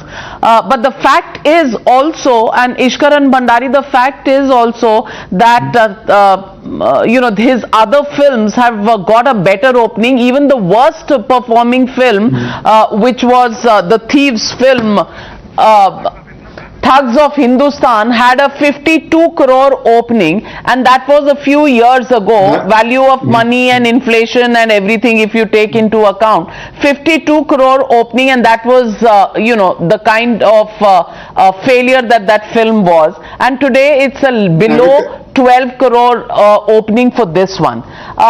Do you believe that social media is so powerful that boycott calls for the film have led to this dismal performance on the opening day? Navika ji, the liberals don't understand the basic of democracy or free speech. So let me just start by a basic concept of free speech. If you have the right to go on multiple platforms, engage influencers and say, please watch my movie, an ordinary citizen has the right to go and say, please don't watch this particular movie. That's the basic. Secondly, they need to understand the difference between cancel culture and boycott. So often you see Lutyens people, in fact, wanting to cancel you, or say media people who don't agree with the Lutyens establishment should not be on air. That is cancel culture. Nobody is saying Aamir Khan should not be able to make a movie. Nobody is saying censor board should ban his movies. But people have the right to say, please don't go watch his movie. There's a difference between boycott and cancelling somebody. Thirdly, let us please understand, now we hear a new argument, is social media powerful? If the movie was bad, it would have flopped after 3 days. When you do not get an opening on the day one, which is the entire basic behind star power, then that means people have awakened, people have understood that the agenda you peddle in your statements or subtly in your movie, be it on Sanatan Dharam in PK or be it how you depict the army, they will not pay their money to enable you to peddle your agenda in this manner. And one last point I want to make, which is very important. If an ordinary citizen, an ordinary youngster in 80s rises to the top, rules the industry for 30 years, because people don't care about his religion, his caste, his creed, his region. But once you reach the top, you feel India is intolerant or your kids are not safe here, that country which makes an ordinary man into an Aamir Khan, and it is not only Aamir Khan, Ratan Sharda ji has said it very correctly, even Raksha Bandhan is facing it, because we don't want people to lecture us how not to waste milk on Mahashivratri. That has also been taken care of. So these basics if you do, then I will say that I am proud to be intolerant against anybody who mocks Sanatan Dharam. I am proud to be intolerant at anybody who mocks our army. I am proud to be intolerant at any anti-national agenda, subtle or overt. And I am proud that this intolerant person will oppose all these anti-national objectives. And that is my democratic right to do so and tell people to do so. Oh my God. Ishkaran Bhandari, you're actually a representative of an emotional India that feels it has been wronged because of what Aamir Khan said 7 years ago. And you're saying, that there is an agenda that is being carried out. Do you think this is an agenda being carried out, Dr. Sumant C. Raman? Or do you think, films are business propositions as well these days? Do you think anybody will risk an agenda through such an expensive film that they are running? Because financing films, there is a name, there is an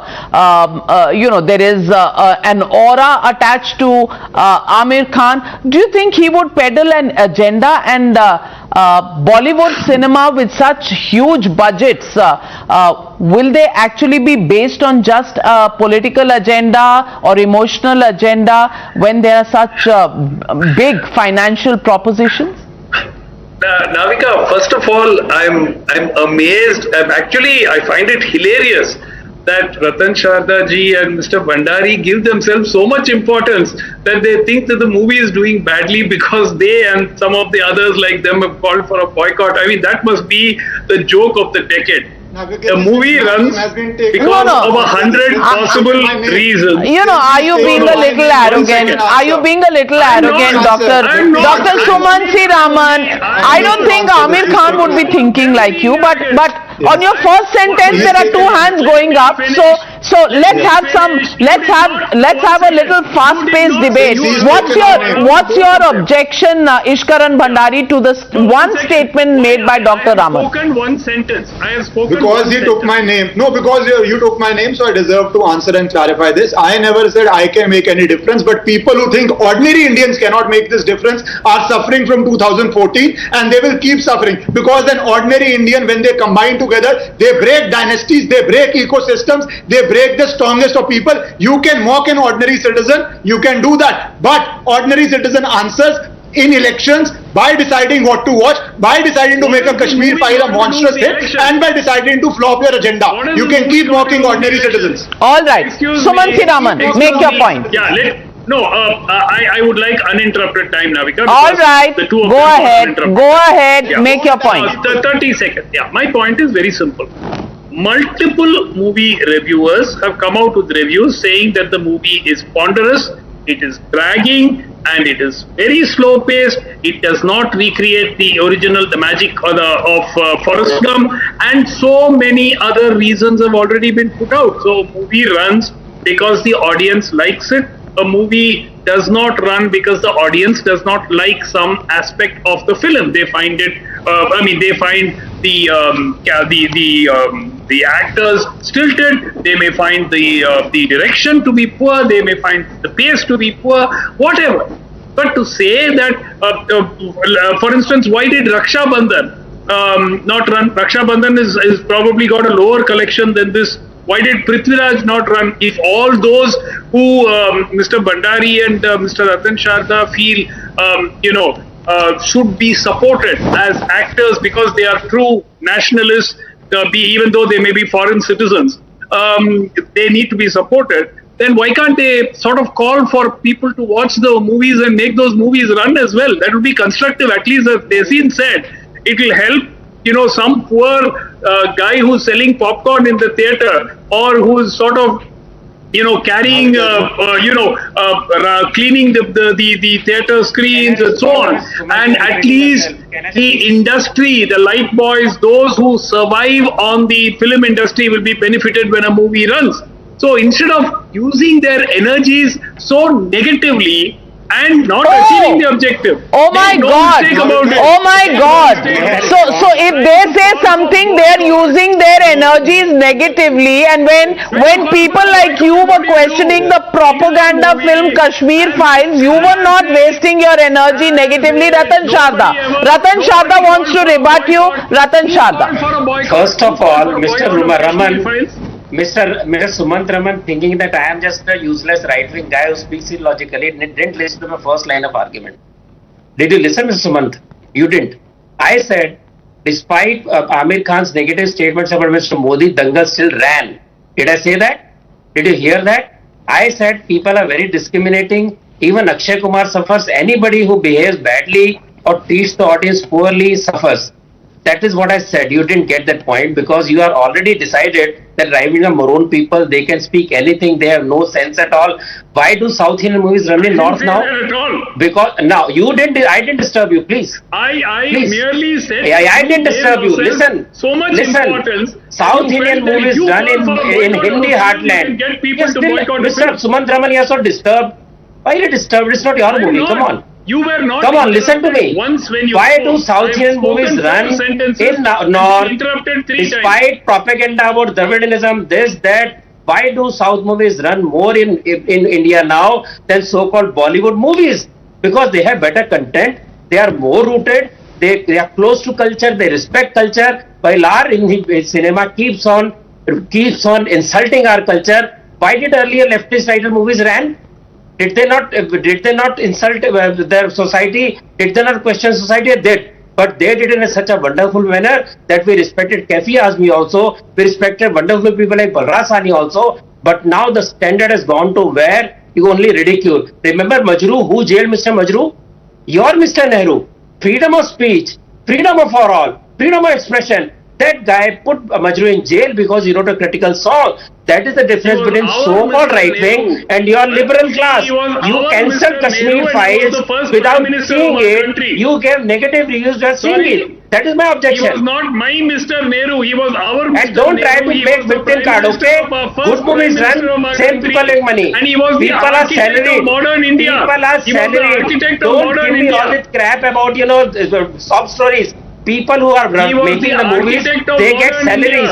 Only your heroes, your producers, they have the stakes, and they better learn what people like, better learn respect the people and stop the Gomutra of their business.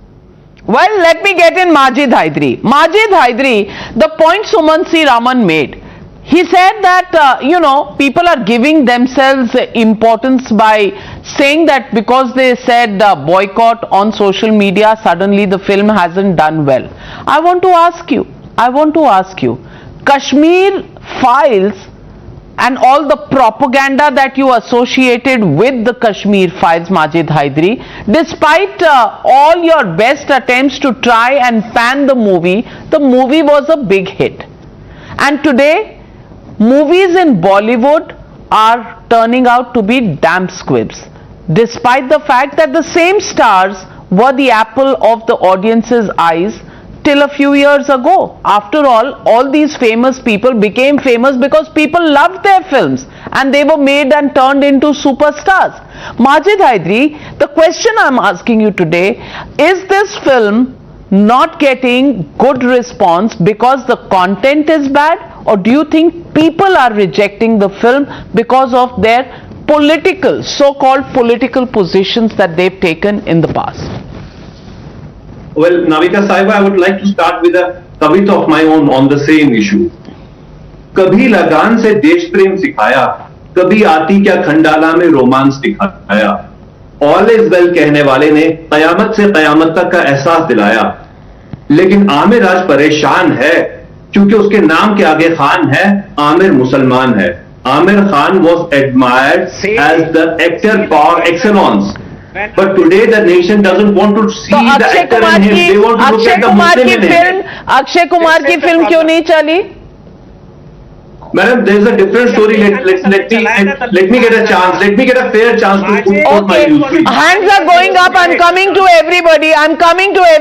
Majid Hydari, complete your statement, though I object to it, immensely. Navika Saiba, we all know for 4 decades Aamir Khan has been known as actor par excellence, but this time the viewers in the nation doesn't want to look at the actor in him. They want to look at the Muslim in him. I mean, the defeat or whatever has been the performance of Lal Singh Chaddha at the box office is the victory of ideology of hate. It's the defeat of good cinema, good actors. And this is all because of the saffron ideology in politics, which led to Aamir Khan getting stripped of Aditi Devo Bhava brand ambassadorship. It started from there. The government created that ecosystem that Aamir Khan should be treated as a hate entity, and that is what has resulted in what happened to Lal Singh Chaddha. It's the your absolutely fallacious argument is not going to be bought even by the smallest child on the street, because it has no legs to stand on. Akshay Kumar has no Khan in his name. His film has flopped. The fact that Salman Khan has a Khan in his name, his films work. Nawazuddin has been, hugged and, treated like royalty in this industry. And he played Hindu Hriday Samrat Balasaheb Thackeray, and people have loved him in that. Why do you always come up with a victim card about a Muslim? Shah Rukh Khan, Aamir Khan, Salman Khan have ruled Bollywood for 3 decades, and you still have a victimhood that you want to play for him. Rahul Ishwar. I mean, is Mr. Majid Hydari completely out of his mind?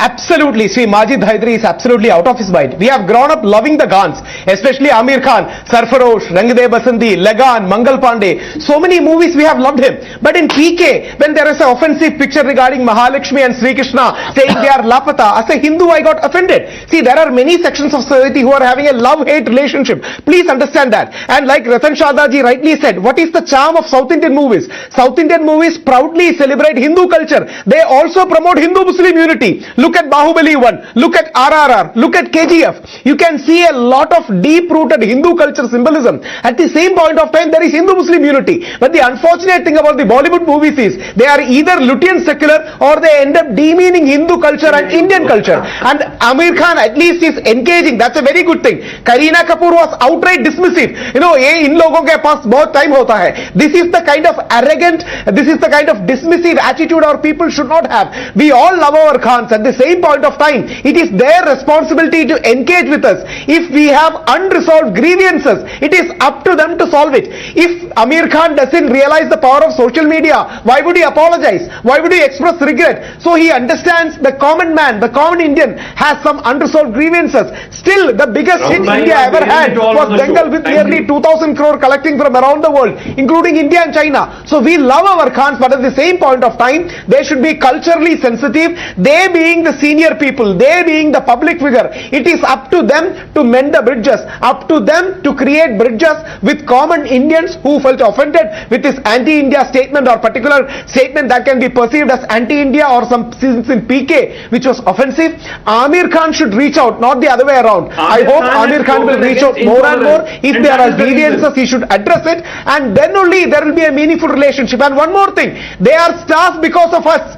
Please remember, they are stars because of the ordinary public, and we all love Shah Rukh Khan, Salman Khan, Akshay Kumar or Aamir Khan, but we as normal people are swayed by emotions. It is up to them to reach out, extend the olive branch and communicate so that the issues being are resolved. I really wish all the best for these movies, but learn from South Indian movies.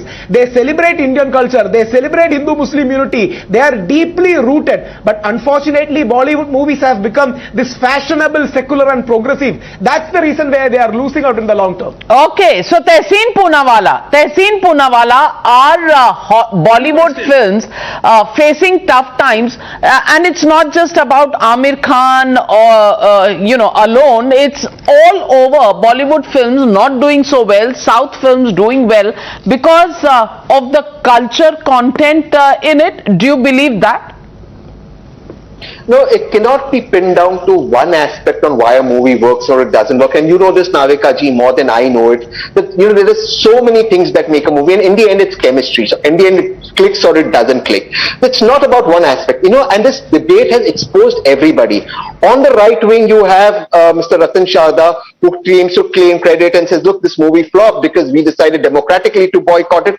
On the left, you have Mr. Majid Hydari. Now let's expose Majid Hydari. I exposed Ratan Sharda before. Let's expose my brother Majid Hydari. Majid Hydari on this show today before we started, Salman Rushdie has been attacked. Will you say that is wrong? Do you think Salman Rushdie also has freedom because you're standing up for Aamir Khan's freedom? Do you think it is wrong to attack Salman? And will you say that Salman Rushdie's book should be sold in India? That's the fact. Here you have one stand, there you have another stand. That's the fact. Love against me. Let me say, Salman Rushdie has not been attacked in our country under our constitution. And there is a fatwa against him by Ayatollah Khomeini Rahmatullahi alayh. I cannot go against the fatwa of Ayatollah Khomeini Rahmatullahi alayh. It's a matter of my faith. It's a matter of my iman. Thank you. But I am a liberal. Some Muslims I care for, but other Muslims I don't care for. Ishkaran Bandari. This is centrist like me. Exactly. For once, in the very rare occasion, I support Tehseen fully because he exposed it beautifully. You see a person who has a fatwa that he should be killed, I think, that is being supported on national television by a person Majid saying, I cannot go, Majid Hydari, I cannot go against the fatwa. This is the mindset being exhibited on national television. If people who should be boycotted, it is these people. If people deserve to be cancelled, it is these people who on national television are supporting a call to murder somebody. That is the people who should only because he wrote something in a book. Only because he wrote something in a book which is up to you whether you want to read or not read. That is his freedom of expression. But Majid Hydari, you are supporting somebody like Salman Rushdie actually being stabbed, and you're saying you will not say anything against it because you support the fatwa against him. How regressive is that? Navika Sahiba, it's the matter of my faith because we believe in what Ayatollah Khomeini Rahmatullahi alayhi has said. Your faith believes that Salman Rushdie should be killed? Is that what your faith believes? It's a matter of debate. We can't debate whether he should be killed or not. He is not in our country, he is not in our domain, not in our constitutional purview. Why should we discuss him? No, why? Charlie, he is not an entity for our country. You protested in this country for the cartoon that was made in France. Navika, Taslima stays in India. What did they do to her? They beat her up. See, the beauty of my country is that Salman Rushdie is not allowed to enter my land. That is the beauty of my country, my democracy. We believe in democracy. We don't want to hurt anybody's sentiment. Do you support the fatwa to kill Salman Rushdie? Why Taslima was beaten up? Why her do you support the fatwa to kill Salman Rushdie? I said I cannot go. Kindly read my words. I said I cannot go. Do you support the fatwa to kill I'm neither saying I'm supporting it or contradicting it. I cannot speak over the issue of fatwa. It's a matter of faith. Tell me about Taslima. What was her mistake?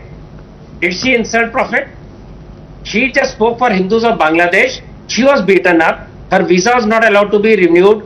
Her TV serial was scrapped because of pressure. Ratan bhai, just because you have lost it over Aamir Khan, now you want to drag in Taslima Nasreen.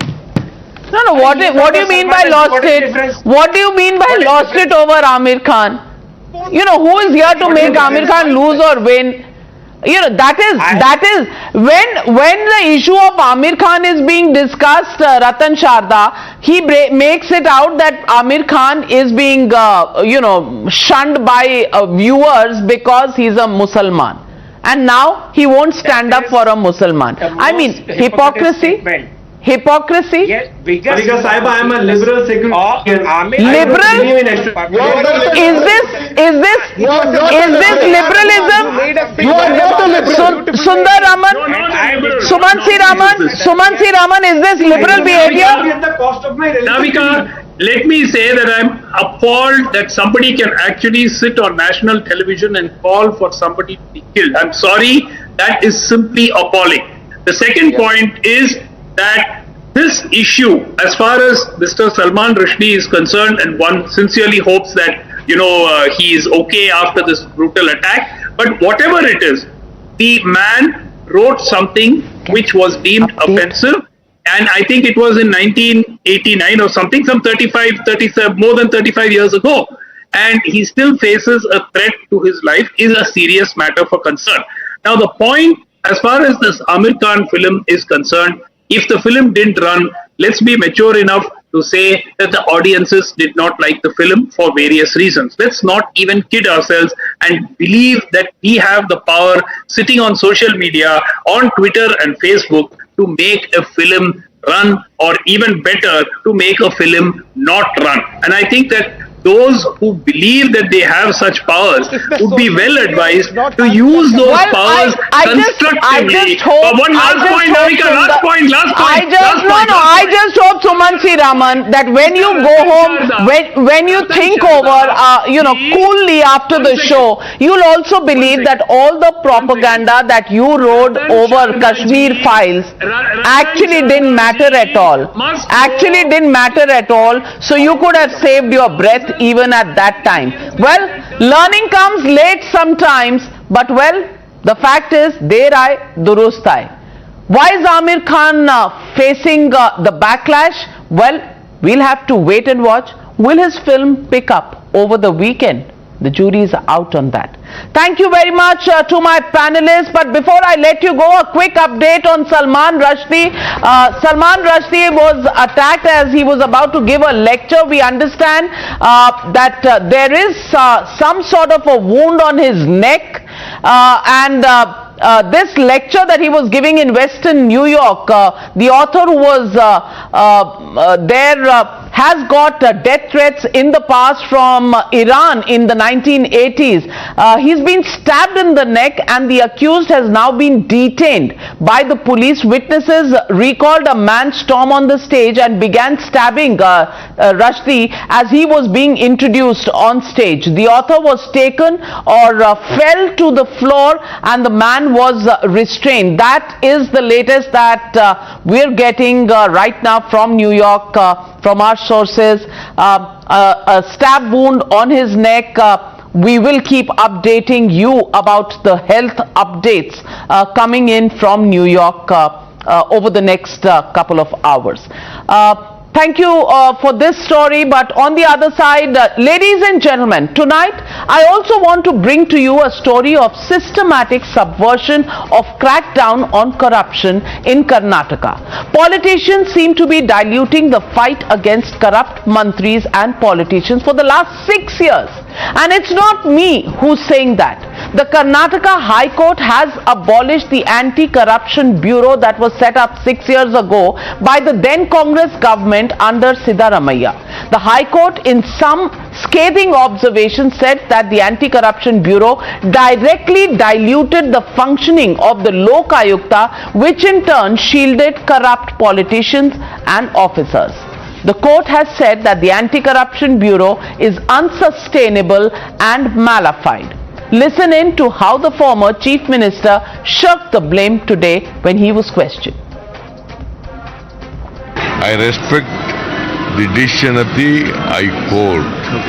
It is for the government to take a decision. Our government is not there. Anti-Corruption Bureau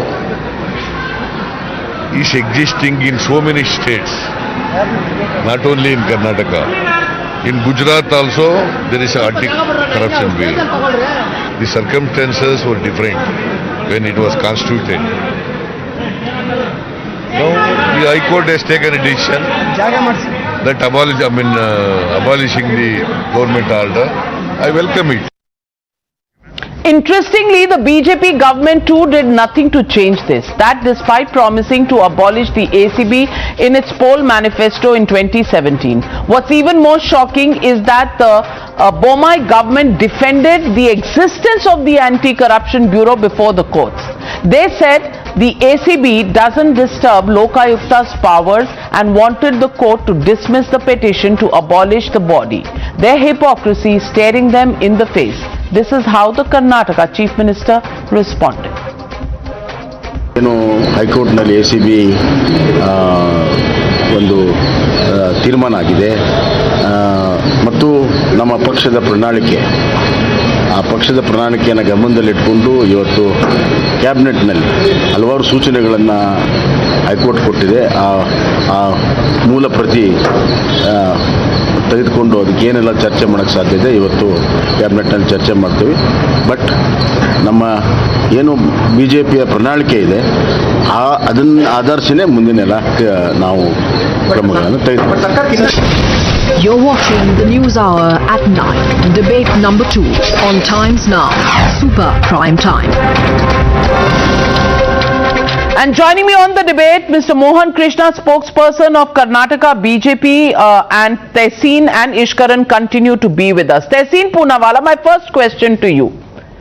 It's very convenient because that diary that Times Now had exposed 6 years ago, the diary that had the steel bridge and numbers noted on a spiral notebook which talked about crores and crores being handed to AICC, to RG and all sorts of entries. That is when the Lokayukta requirement was so big, and that is the time when there was a need for action against corruption. And what did the Congress do?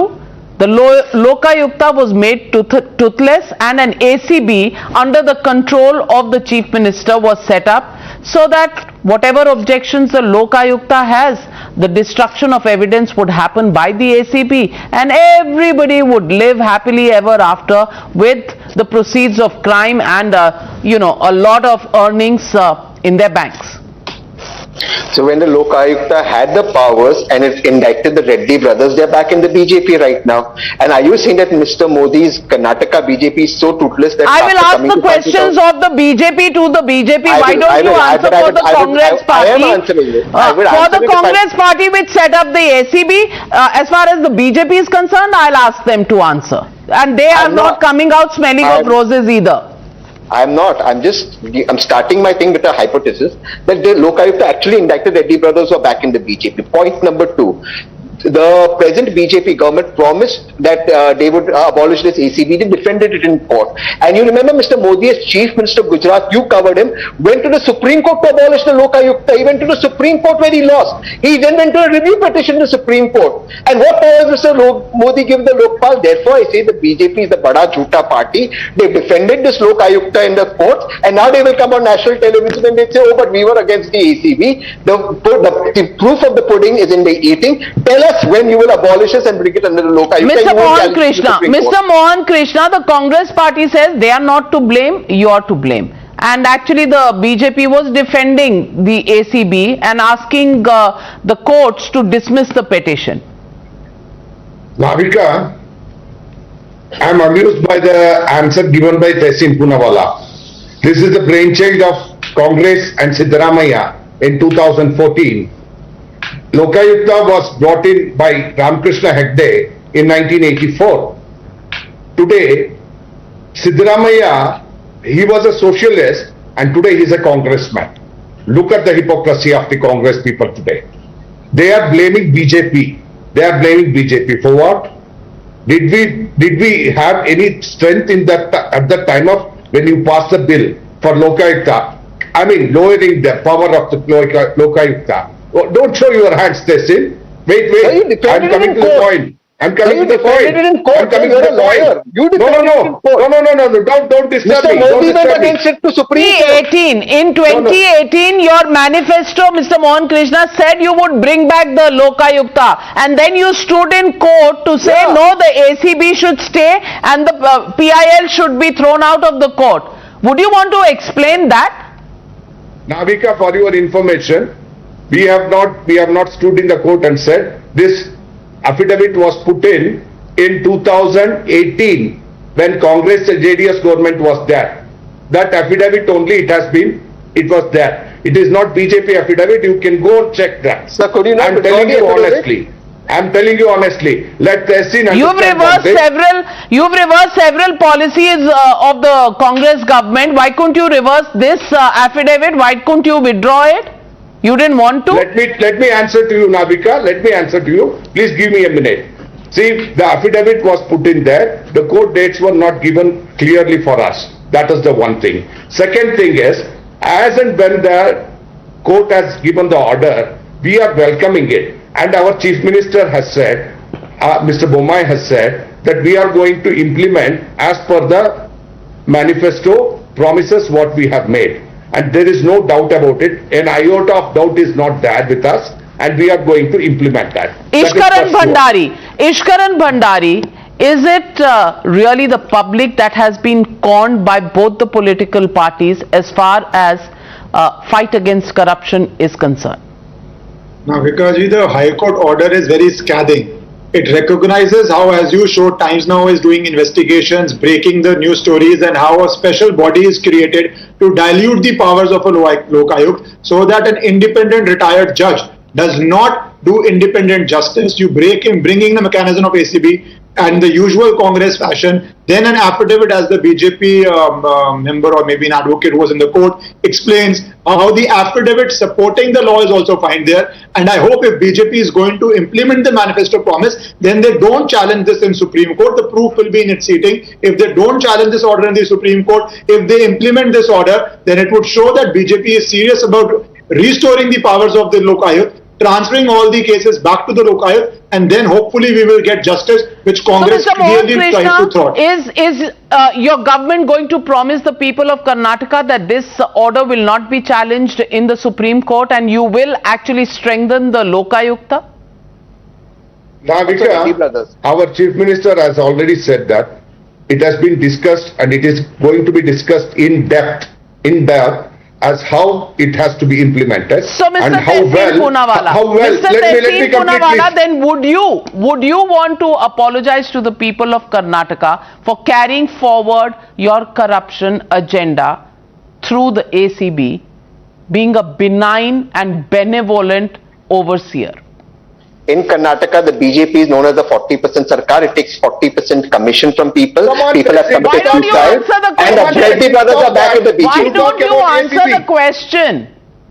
The Congress set up the Lokpal. Mr. Modi made it toothless. The Congress tried to make CBI independent. Mr. Modi went against the Supreme Court judgment and gave the director power.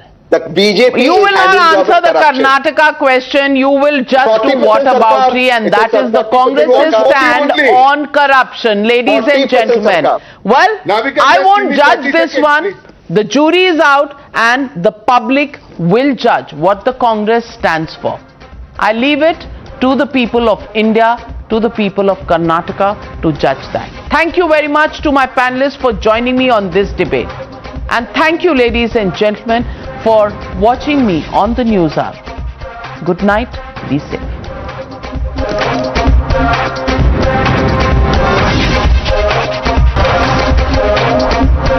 You were watching the Newshour at 9. Stay tuned.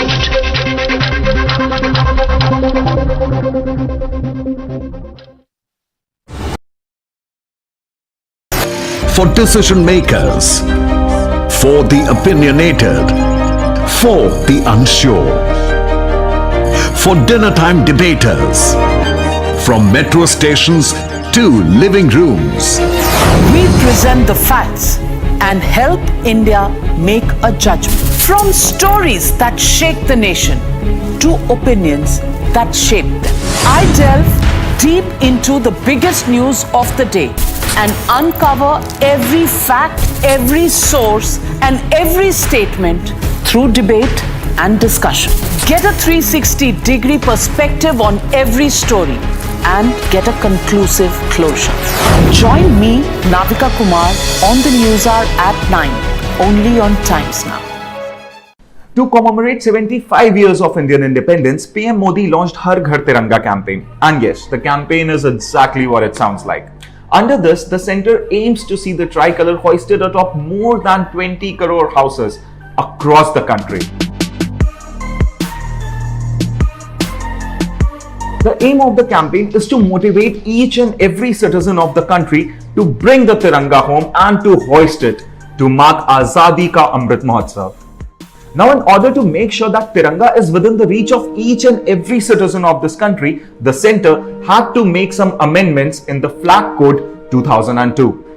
Questioning the amendments, the Congress slammed the BJP and said that the amendments in the Flag Code were specially made to favour China. Later, Congress further alleged that centre is now trying to sell the national flag. But before we delve deeper into this, let's first have a look at the original Flag Code and the amendments made to it.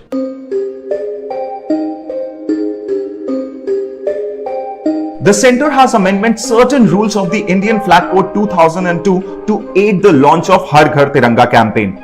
The centre, in the first amendment, allowed the use of polyester apart from cotton, wool, silk and khadi for making the hand-spun, hand-woven and machine-made flags. Earlier, the use of polyester and machine-made flags was not allowed. The next amendment came on July 20th, which allowed the display of Tiranga in open and also said that it can be hoisted day and night. Earlier, the flag was allowed to be hoisted only from sunrise to sunset, irrespective of the weather conditions.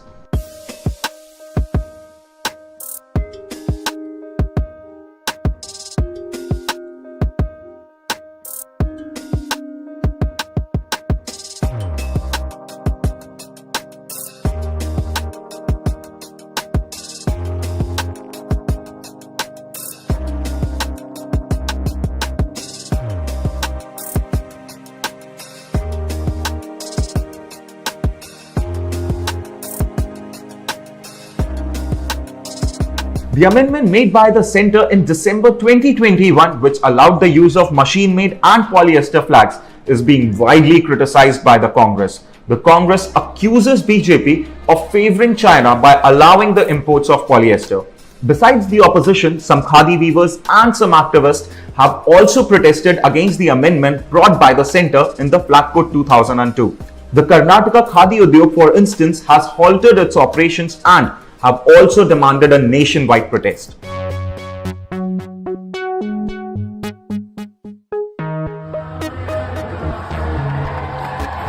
The idea behind Har Ghar Tiranga is to... You're watching the News Hour at 9.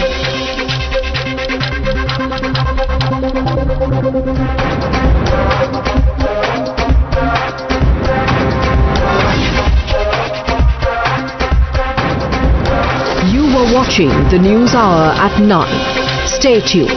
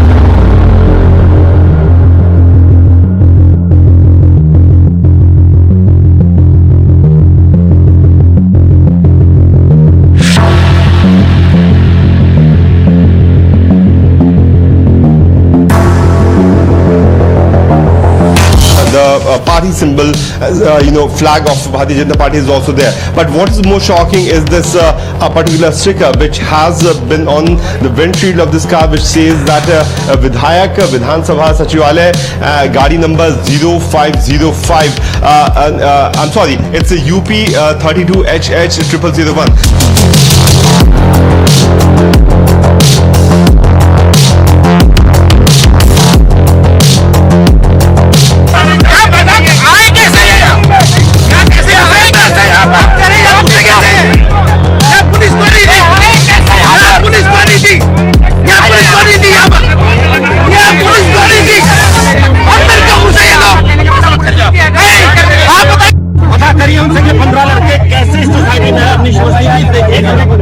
इससे बड़ी शर्म की बात नहीं हो सकती।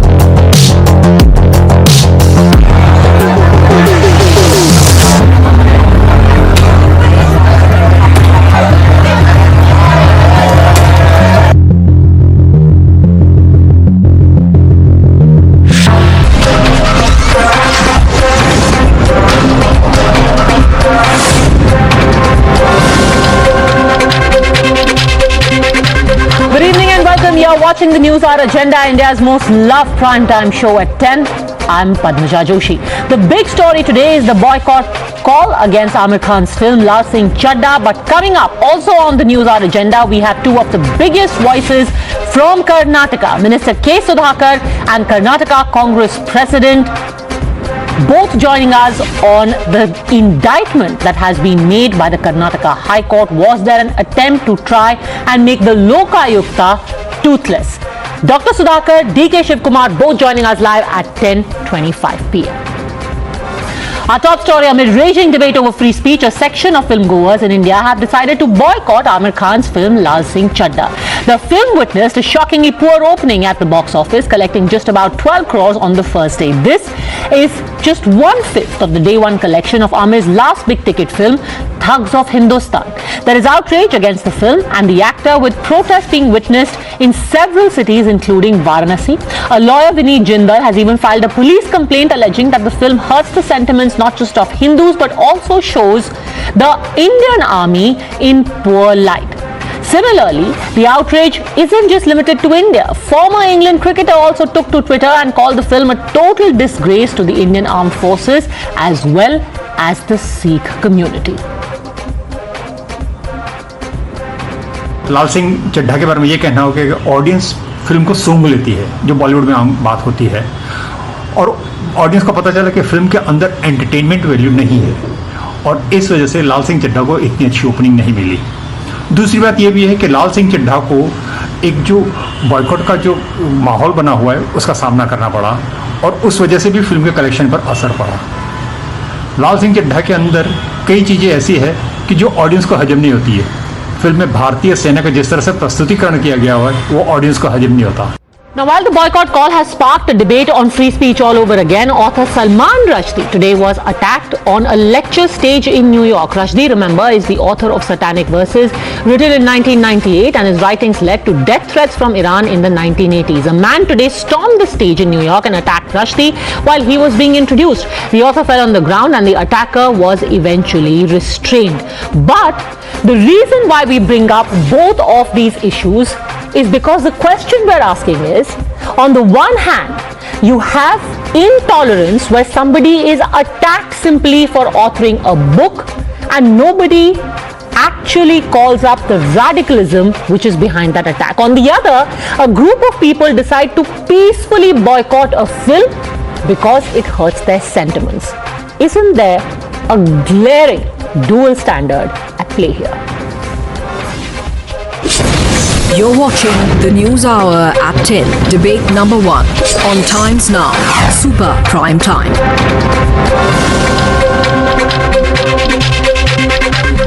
Professor Sangeet Ragi, political analyst, joins us along with Tushar Gupta, senior editor, Sara Shah Halim, writer and activist, Gokul Chandran, also political analyst. Professor Sangeet Ragi, is this intolerant?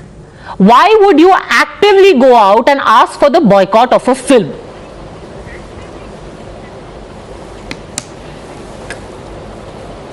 Padmaja, making a film and production of a film is an element of right to expression. The way you want to depict, you are free to depict. But at the same time, I am also entitled to express my resentment to a film which I feel that it is hurting my sentiments.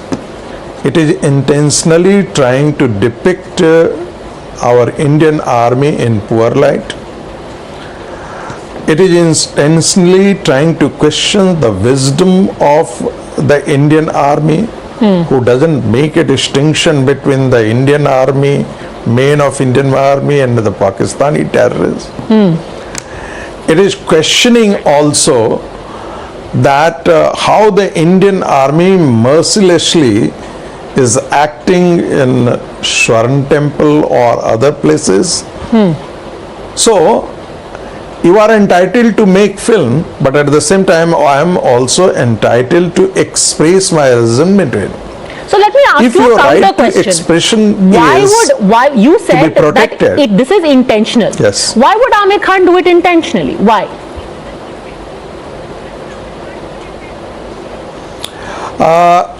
this question I have been asking on national television again and again. Have you seen PK? Yes, the I way have. he had insulted and his entire team has insulted the Hindu gods and goddesses. Can you do the things, why, and it has been well circulated in the social space, it is very viral one, then the man, the so-called Aamir, the hero is urinating. Okay. And his suitcase where there is a picture of Goddess Bhagavati, then Lord Krishna is focused in the camera. What was the need for that? What does he want to convey? The way the Lord Shiva has been depicted. Okay. Either they are the fools or the idiots who do not have the understanding of the Indian spirituality. But I am not supposed to bear their idiocy and their commentary on our gods and goddesses. Okay, so let me open this up. And make a contrast. There is a trend of taking liberties in the name of creative expression with people knowing that they are tolerant. They will let it go. They will say, oh, this is not nice, but they won't do anything.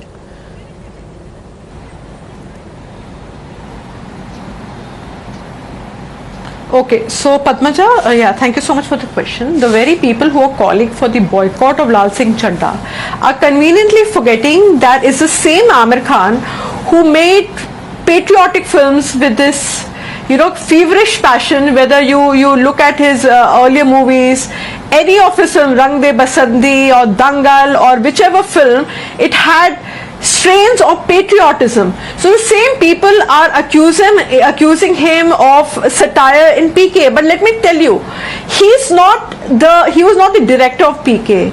He was not the producer of PK. He was simply playing the part of the protagonist, of the actor. So if you have to level charges, you level charges at the filmmakers. No, so answer me the broader question. Let's not make this about Aamir Khan. The broader question is that you take creative liberties only with a population or a community who you know will be peaceful. Even when upset, they will just say, oh, let it pass. The man's an idiot. They won't jump on a stage in New York and stab you in the neck. No, I don't think so. There have been other films that has mocked religion. PK is not the only one. There was, I think, Oh My God or something like that, where Parish Rawal acted. So if you look, just because I don't think that Aamir Khan needs to be hanged. Which religion? Just because. That's what I'm saying. This is not about Aamir Khan. All religion, satire on all I'm saying that films in general take liberties with only one community who you know are peaceful. It is not about one particular religion. See, I'll tell you one thing. Padmaja, if you will allow me to speak, please, because the other gentleman got agitated. Yes, finish your point. If you look at PK, it was a satire on all religions. If I can just tell the gentleman, because I didn't interrupt, I would request the gentleman to let me finish what I'm saying. So I would say that PK was a satire on religion. It was a film that was based on humor. Okay, so it was not targeting one god, but certain foot soldiers of a political party want to make it into a political agenda by boycotting actors which come from a certain community, and that is very unfortunate. This is about Aamir Khan's religion. These actors, the entire set of films of Lal Singh Chadda. No, let me finish, Padmaja. Let me finish. Because when you cancel a movie, you're cancelling all those people who put in arduous amounts of labor into the technical aspects of a film. Let's quickly answer this question. This is about his religion. This is about Aamir Khan's identity. That's why you hate him. It has not been kind. Professor Ragi, you don't hate Lal Singh Chadda, you hate Aamir Khan. I didn't say that. I said they are certain foot soldiers. They are certain foot soldiers of a political party who have an issue with the minorities of the country, and they want to economically boycott them. So I'm calling them out because very respectfully, this is not about Aamir Khan being targeted. This is about the people he is targeting. Are we turning or people feel that he is hurting intentionally? Okay, Padmaja, if you'll allow me to please. No, okay, let Professor Ragi quickly rebut. I'll come back to you. Professor Ragi, yes. It is so communal. Padmaja, I'm asking a very straight question. The humor is attributed only in respect of Hindu gods and goddesses. I know that even the Christian gods are.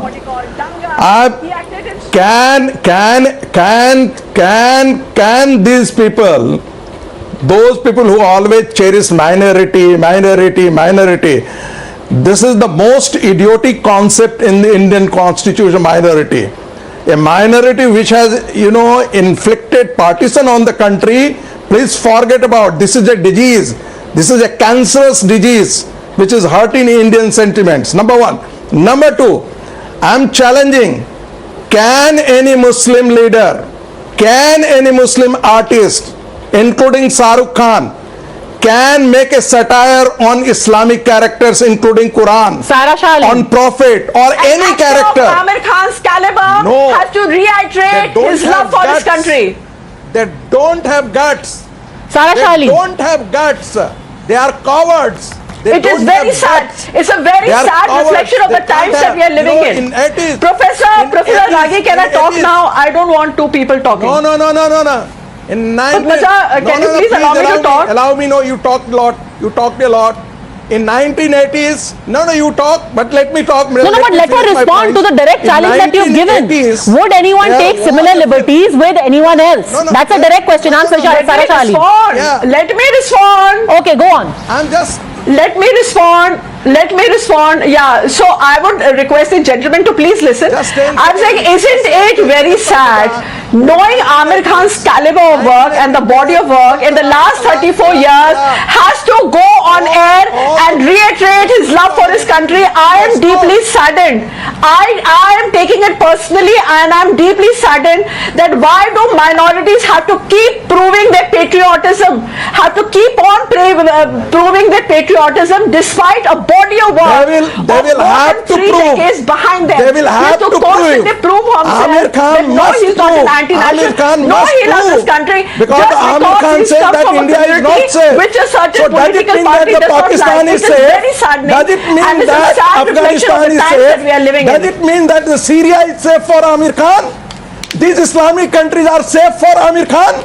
These Islamic countries are safe for Aamir Khan? Is Pakistan safe for him? Is Afghanistan safe for him? Now you're going on a different tangent. Now you're going on a different tangent. Now you're brought in Pakistan and Bangladesh. You're brought in Islamic countries. The topic is totally different. I'm just exposing the Islamic mindset. I am just exposing your Islamic mindset, nothing else. Very respectfully, I do not think anyone has to prove their patriotism or their love for the country. See, now he's becoming personal. But Saira Shali, no, this is not about any one individual. Personal comments, please. Thank you so much. But Gokul Chandran, the thing is, and I again come back to that point, can any community be taken for granted simply because you are patient and peace-loving? Today you are deriding a group of people who are saying, my money, my wish, I don't want to watch this film. But they are being called, oh, you are intolerant, you are bigots, you are anti-Aamir because he's a Muslim. No, they are not Islamophobic. They are just saying, I am being hurt, I don't want to watch the film. Simple. Yeah, good evening, Padmaja. I hope you'll give me enough time to respond. See, first of all, this movie, Lal Singh Chadda, the director's name is Advait Chandan and the screenplay is written by Atul Kulkarni. Okay, I repeat the name, Advait Chandan and Atul Kulkarni. When you spoke about PK, I remember it was a Rajkumar Hirani movie. So where does this minority majority come from? Superb. Exactly. I'm so glad you mentioned that, because this is your answer to Saira Shah Halim, who said that this movie is being boycotted because it is Aamir Khan and it's targeting minorities. So this is not about minority majority. It is about the film being hurtful. And people are peacefully boycotting it. Had anyone actually gone and attacked the theatre, I would have been very clear saying nobody has a business taking the law in their hands. Here is a peaceful bunch of people saying, I won't watch it. That's it. Their money, their wish. They don't want to watch it, they won't watch it.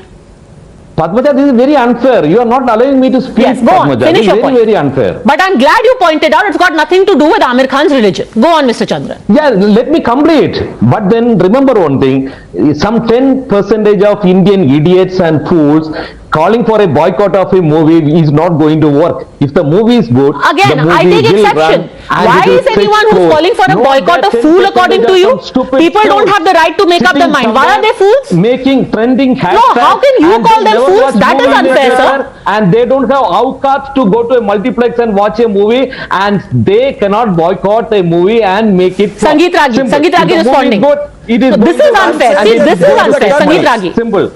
I think And you know who is the producer of the movie? Padmaja, Viacom is producing I the take a so who is strong losing? exception to this man who is using that the viewers are idiot. I am saying that those you who are are an the idiot. producers, they You are are the the biggest idiots. fool. Those who have Calling for a accepted this kind boycott of a film, movie. you are idiot. इतना You are fragile है क्या तुम्हारा You are religious idiot. sentiment? You are Is your idiot religious of first sentiment so time. fragile? Go Can't and you take any make a film on Islam. criticism on your Go religion? and make a film on It is so Islam. fragile. I challenge you. You are idiot of You are a first coward, rank. man. You are a coward. Idiot of first rank. The people Go who and are make film calling on for terror. boycott of You a are movie bloody coward. just because You are their bloody religious coward. sentiment is hurt are You really are bloody cowards coward actually. that you don't have the guts to make comments on. No, I have guts, you that's have what I am guts speaking only to you. make You are a comments coward. on Hindu People gods calling and for Hindu boycott symbols. of a movie because bloody you the don't religious have guts. sentiments are hurt. You are idiot They of have first very rank. fragile religious You are idiot of first rank. sentiment and they are Because really you cowards. don't have guts to Okay, make this is comments very, on very unfair, Gokul They Chandran. cannot fight You know, with the people. moment anyone sits here, Sangeet Ragi says that, you know, Aamir Khan is intentionally making the film, he is called an Islamophobe. But the moment somebody Khan is not peacefully making the says, movie. I do not want to watch a movie, you say he's an idiot. Why? Why is it that in either condition, this person is being abused? Why? You don't even have the right to have an opinion anymore, Tushar Gupta. He doesn't have a right to have an opinion and he'll be an idiot. Padmaja, if you don't like the movie, you don't watch. How they're not watching? Exactly, they're not watching. That is what this boycott is about. He's like, I do not like the movie, I will not watch a movie. Why are you calling him an idiot for saying I will not watch the movie? Don't watch because they if you won't don't watch a movie. But it's hurting Aamir Khan. No, that is why he's apologizing now. Then you are a fool. Okay, then he's a fool. Why? Aamir, Tushar Gupta, sorry. That's what I'm telling. Tushar Gupta. Padmaja, if a movie hurts your religious can I speak now, please? Yes, Tushar Gupta will Can I speak. Yes, please go on. Then you're a fool. Mr. Chandran, can I speak? You know, Padmaja, I'll call out the mindless rant of two of the three of my fellow co-panelists in few points. Point number one, this is not about intolerance or freedom of speech. Aamir Khan is free to make 10 more movies. He's free to release them. He's free to distribute them across all parts of India. So this is not about intolerance or about freedom of speech. Aamir Khan's freedom of expression has not been questioned or has not been touched. Point number two, in the last few years, there has been a constant deliberate attempt to demean one community alone within the popular media, which is movies, and that community is Hindus. Today, the Hindus have had enough of it. They do not want to watch the movie of Aamir Khan. They remember what he did in PK, they remember what he's done off screen. Point number three, people might say that there is an economics attached to it, that there is a stakeholder responsibility. I say if the audience are responsible for the economics of Bollywood, Bollywood is also responsible for the sentiments of its audience. Today the Indian audience is very different. It's driven by technology. It's a technocrat audience which has access to OTT, digital cinema. They do not want disrespectful of their Hindu sentiments. They do not want that. And today they are saying, I won't put my money, I won't put my 1,000 rupees on a multiplex ticket for Lal Singh Chadda. I won't watch it. I would rather watch a series on some OTT platform which has been produced by a group that started on YouTube. It is about the audiences making a conscious choice, because one, their sentiments have been disrespected, and two, Aamir Khan and several other actors are making bad movies. And last point, Padmaja, this is not about minority or Aamir Khan's religion. Akshay Kumar made a movie recently, it flopped because it was made poorly. Kangana Ranaut made a movie, it was made poorly, it flopped. So let's not drag religion into it. For Aamir Khan, there were two factors. One, his mindless utterances on and off the screen, and two, it was a poorly made movie which has cost him the opening day. That's simple. It's not about intolerance, not about freedom of speech, not about Aamir Khan's religion. That's all. The audience are making a choice. Which people felt was disrespectful and similarly did not do well. It's not about Aamir Khan being a Muslim. There's a Ranbir Kapoor movie which also people were unhappy with. Let's for once. Okay, Padmaja, can I talk please? I'm saying let's forget for once the cancel culture and the boycott. Let me tell you who has the money today, post-pandemic, to go to a multiplex and dish out 600 rupees when they can watch the same film, on the OTT platform. If you look at all the big players, whether it was Shamshera, whether it was Raksha Bandhan, today on day one, Aamir Khan, according to reports, he's collected 40% more than what Raksha Bandhan has collected, and this is despite the cancel culture, despite this trend of boycott, Lal Chadda.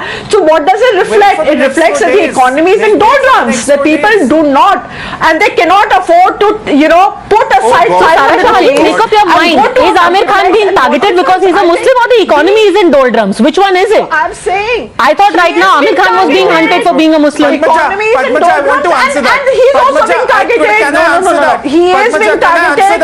Okay, quick last rebuttal. Yes, quick last rebuttal. Padmaja, can I answer that? Evade the communal. Padmaja, 2 points. Yes. The Kashmir Files made 250 crore rupees. A movie that did not have any A-listers, a movie that did not feature a director who's backed by big production houses. And I'll give you another second point, an example. In peak December 2021, a Hollywood movie had to have a 6:30 a.m. show in the morning in Delhi NCR. So when Miss Ali says that the economy is in doldrums and that's why people are not watching Aamir Khan movie, it's honestly laughable. Movies have been making money, not just Indian movies, but Hollywood movies as well. It's not about the economy. Again, it's not about religion. It's not about freedom of speech. People do not want to watch Aamir Khan's movies because he makes bad movies and because of his mindless utterances against the Hindu community. Simple. All right, I'm going to leave it at that. See, at the end of the day, in a free economy, in a free market, customer is king. Now, to say that somebody is an idiot simply because he or she feels slighted and feels is being deliberately targeted is being unfair to the customer. If he or she is using their economic might to make himself heard, well, that's how a free market works. Thanks very much, all gentlemen, Sarah Shah Halim, for joining me.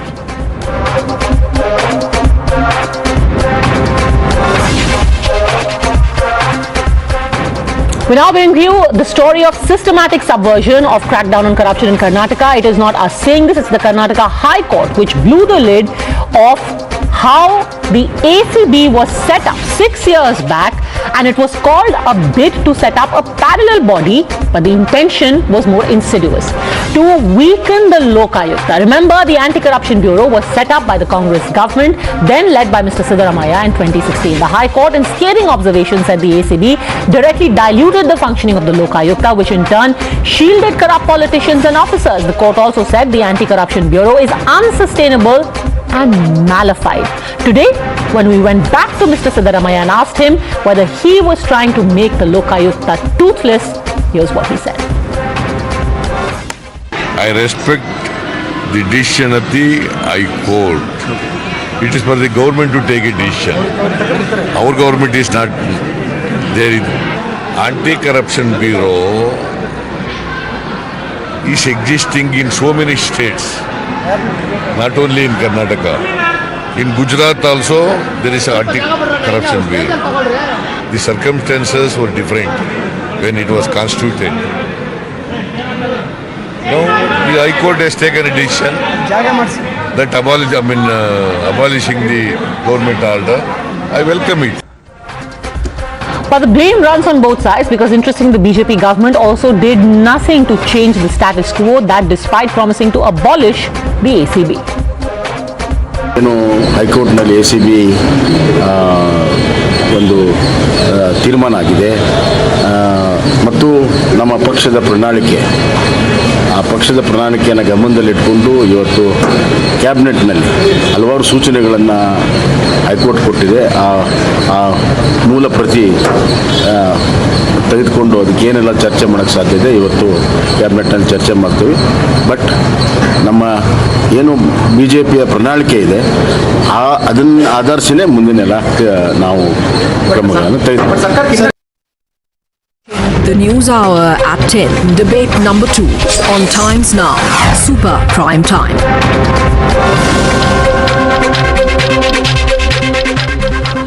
All right, joining us right now is the President of the Karnataka Congress, Mr. D.K. Shivkumar. So the number one question everyone in Karnataka is wondering right now is the leadership issue in your party sorted? Who is the face of the Congress going into election? You or Mr. Siddaramaiah? There is no leadership issue in Karnataka. We are going on a collective leadership. That is the party mandate. We all have sat together, decided that we will fight the election with a collective leadership.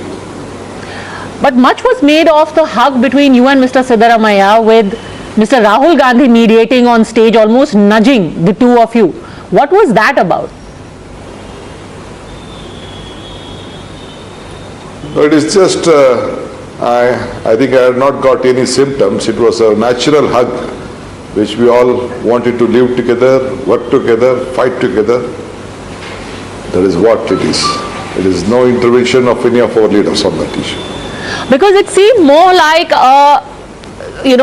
power push by Mr. Siddaramaiah, the grand celebrations that happened around his birthday, his supporters speaking up saying that only one community is not going to win you elections, Vokaligas alone is not going to power you to a win. Is that animosity or acrimony now in the past? Are you sure it's not going to raise its head again in the run-up to your elections? No. See, Congress party believes in Basavana philosophy. Congress party is for everyone. We are not worried about any caste, creed or any religion. We all have joined together. The party believes taking everyone together. That is what, whichever community is there is not the important issue. All have to join together. It is a multi-caste state which has a very significant stature in the state. I think there is no much discussion we can have on this issue. Now, you have suggested repeatedly, along with other leaders of your party, that Mr. Bommai is going to be replaced perhaps in the next few hours, before the 15th of August or on the 15th of August. Are you trying to muddy waters for Mr. Bommai? Everyone, Mr. Yedurappa, other MLAs, ministers are saying there's no problem, but you keep insisting. Why are you constantly, playing with Mr. Bommai? See, there will not be smoke without any fire.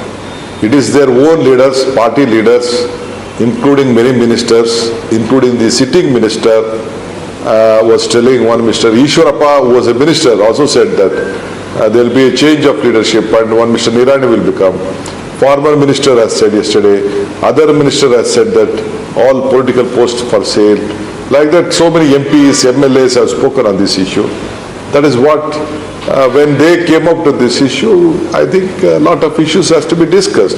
Being an opposition party, we have to tell to the people what governance they are giving. The same no smoke without fire argument can be made about the Congress also, that there will be no smoke about differences if there was no fire. So is there a fire in the Congress as well? See, if there is any incident of such things in my party, there may be individual opinions, but as a party we stand united, we will work united, we will fight united. Okay, one of the things that you have repeatedly said about the Bommai government, you've called it the 40% government of how there is corruption, that there is commission raj happening. But the Karnataka High Court on the issue of corruption has come down very hard on your government under Mr. Siddaramaiah. In 2016, you tried to make the Lokayukta toothless by getting an ACB. The Karnataka High Court has not only set aside the ACB but has also severely reprimanded your government then. Did you not try and cover up corruption then? No, see, there was a ACB in all the states, ACB in many states including Gujarat, so many states. Karnataka wanted to have a separate anti-corruption unit Though Lokayuktava was there, still we wanted to make it more strong. Now the High Court has scrapped it. We welcome it. It was not on covering any of the issue. It is giving more strength to the Anti-Corruption Bureau. I think we respect whatever the High Command is. There is no question of covering any corruption. But the High Court didn't seem to think so. Here is what they said. They said, why set up an ACB when there is already a Lokayukta? It has questioned the supreme powers given to the Chief Minister to direct investigations on part of the ACB because there is a potential of misuse against political opponents. Again, I ask you, was this an effort? And it's very important because the Congress, when it comes to Mrs. Gandhi and Rahul Gandhi, say that ED is being used for a witch hunt.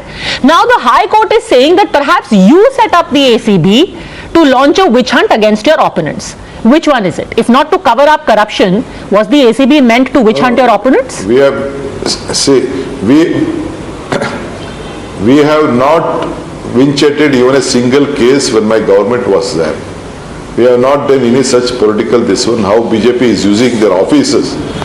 We have not, as far as Congress party in Karnataka is concerned, we have not done any witch hunting. If there are any such cases, I welcome them. They can speak on that. We have not done. We have not harassed anyone. No, but the Karnataka High Court has questioned your intent. That you gave such powers to the Chief Minister that they could easily be misused against your political opponents. Aren't you then doing to the ACB, or you did to the ACB, what you accused the BJP of doing to ED? See, ED is being misused now. This was been from the day one.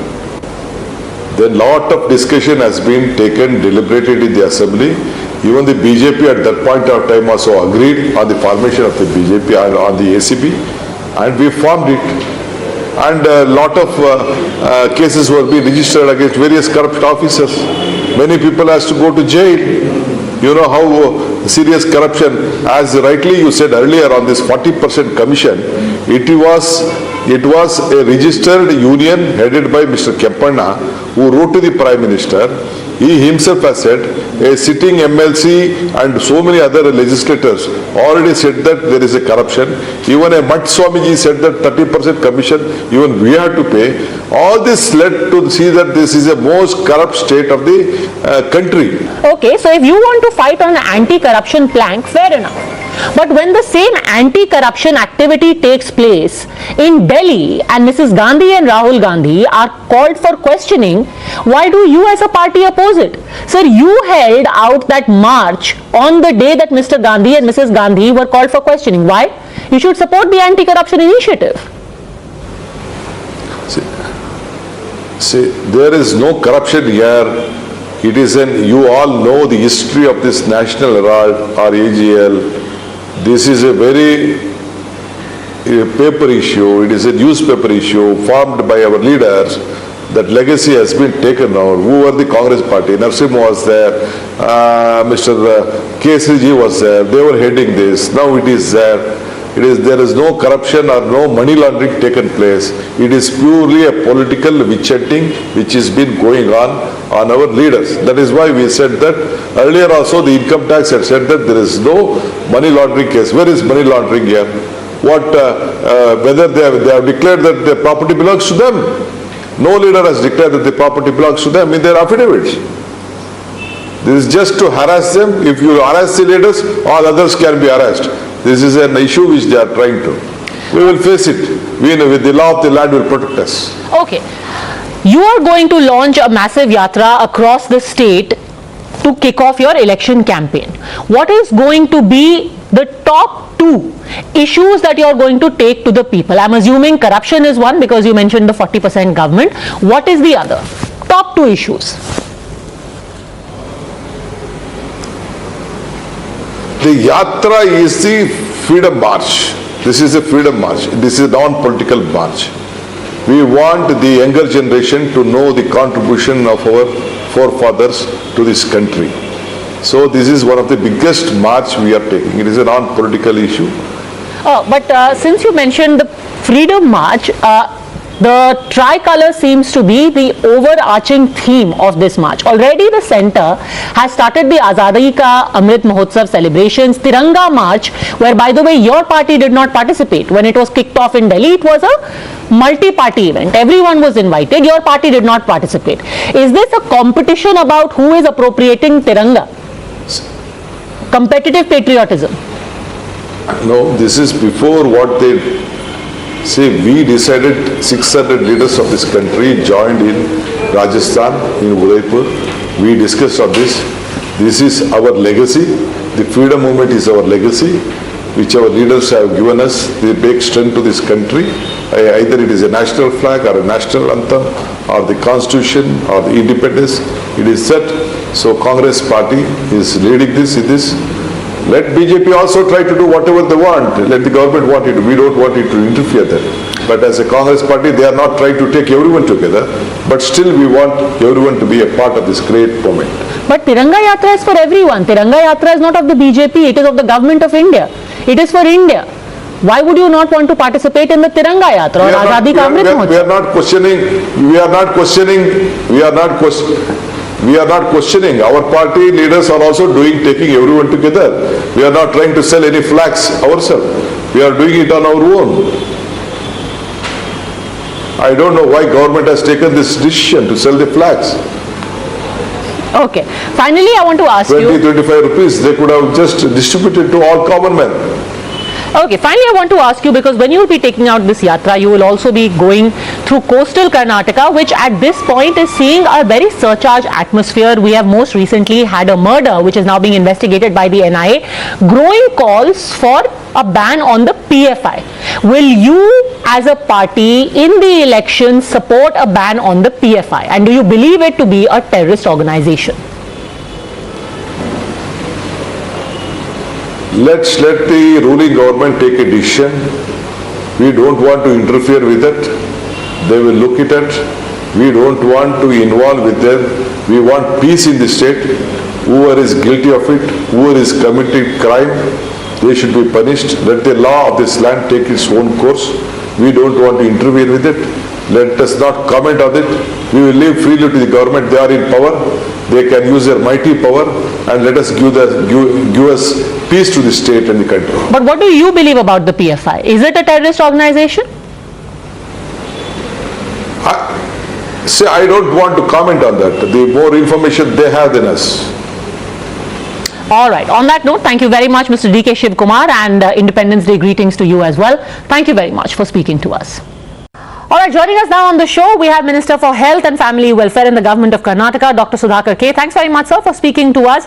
The big strike against efforts to try and blunt anti-corruption body is the Karnataka High Court, which struck down the Anti-Corruption Bureau that had been set up by Mr. Siddaramaiah. While, of course, the Congress is being criticized for trying to make the Lokayukta toothless, why did your government also back the ACB in court?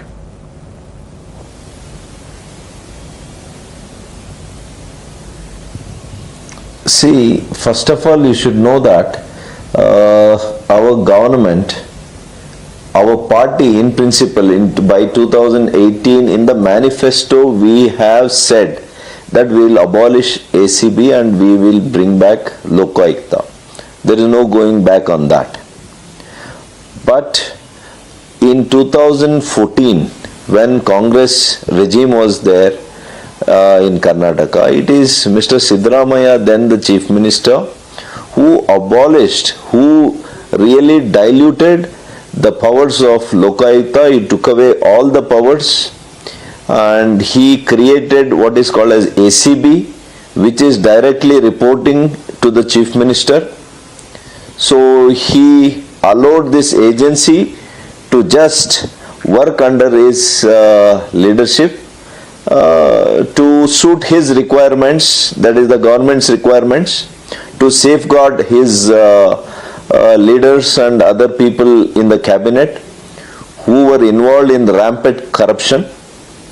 So today they have been exposed thoroughly in the High Court judgment. If you see, they have made such elaborate references, and today our Honorable Chief Minister also has made a press statement after our cabinet meet saying that we abide by the High Court's order, and also basically, since in the manifesto it is our statement, it is our the party had said that we would like to bring back the Lokayukta system, so we will adhere to it. This is what he has mentioned this afternoon. Fair enough, but let me also quote to you from the order between the pages 80 to 88. Your government today is saying that you'll abide by the verdict, but the current Advocate General of Karnataka, here's what they said in court.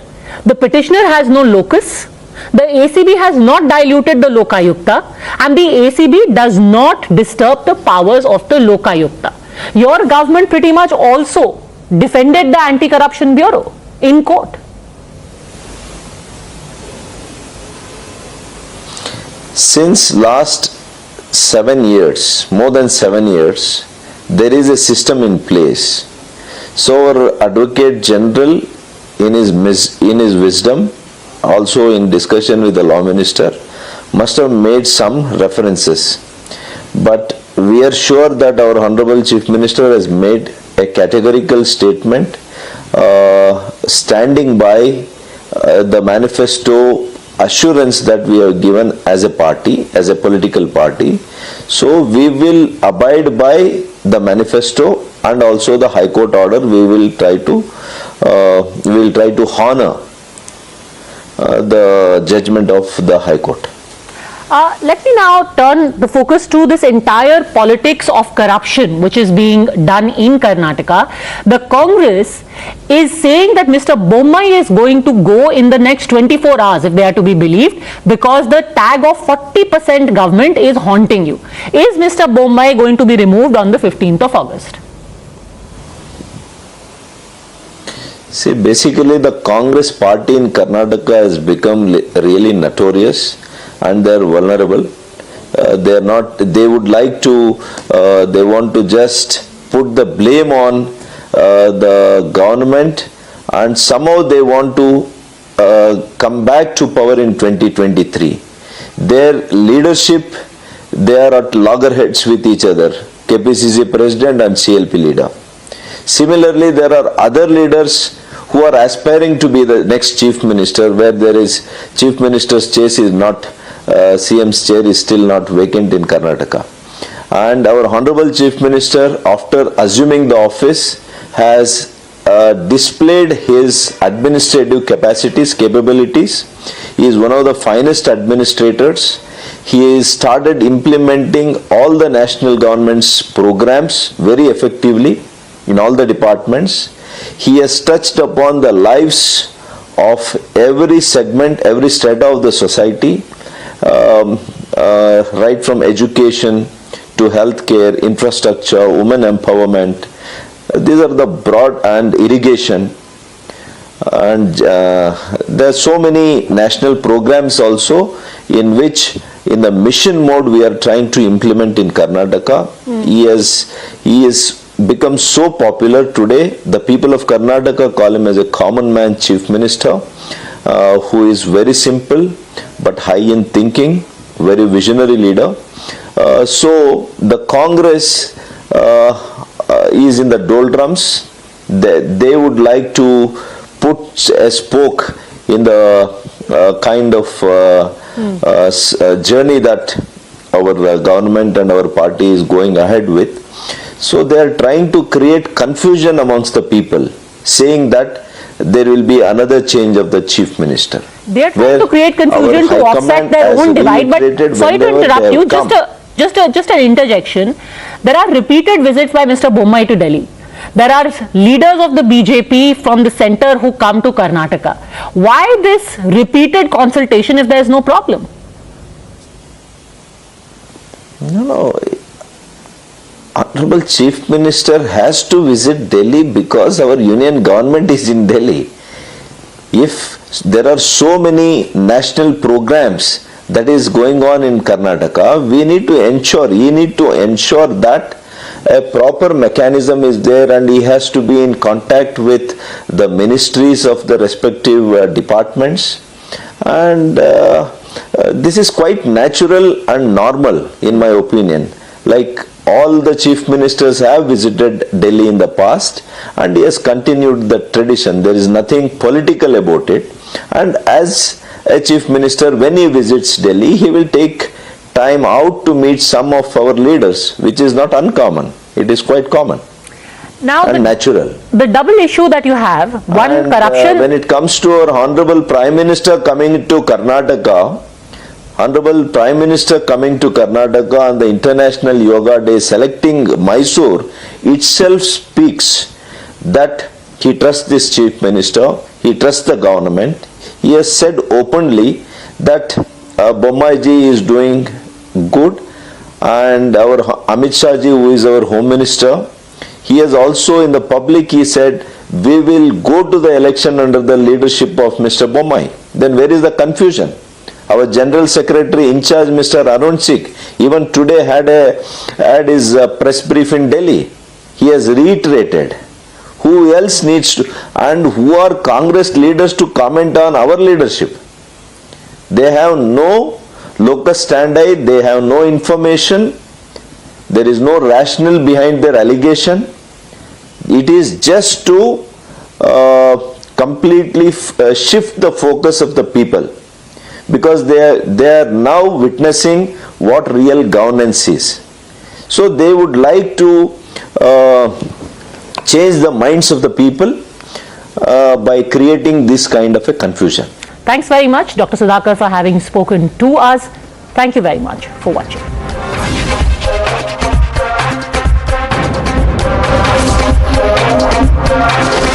The News Hour at 10 will be right back after the break.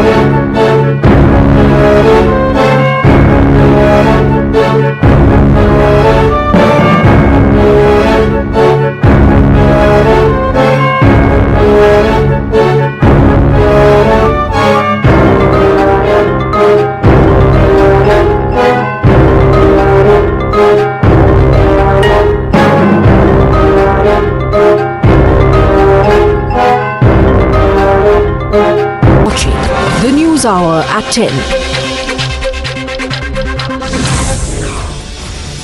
Defence Minister Rajnath Singh met Air Chief Marshal V.R. Chowdhury and felicitated sportspersons from the three armed forces who participated in the Commonwealth Games 2022.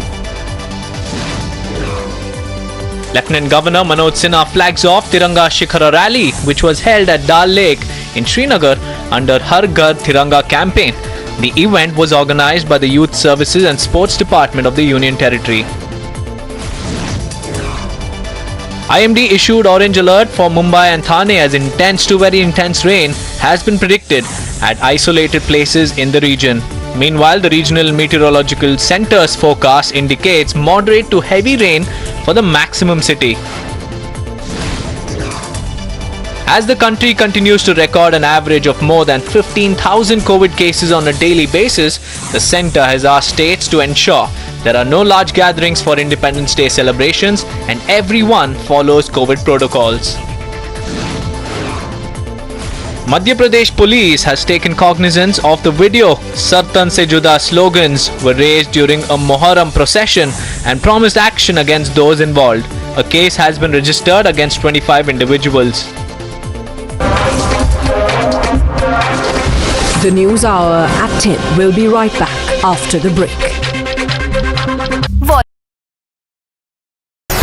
The most pressing issues, the most informed minds,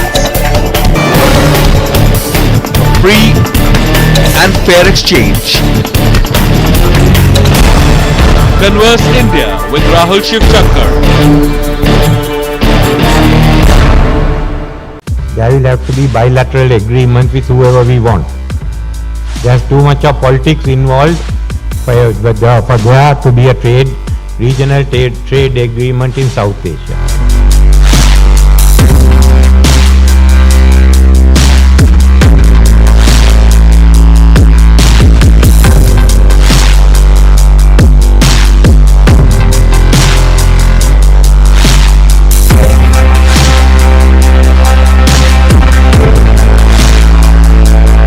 Watching the News Hour at 10.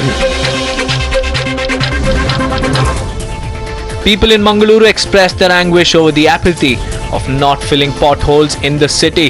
A 20-year-old youth named Atish lost his life last Friday while he tried to evade pothole on the road.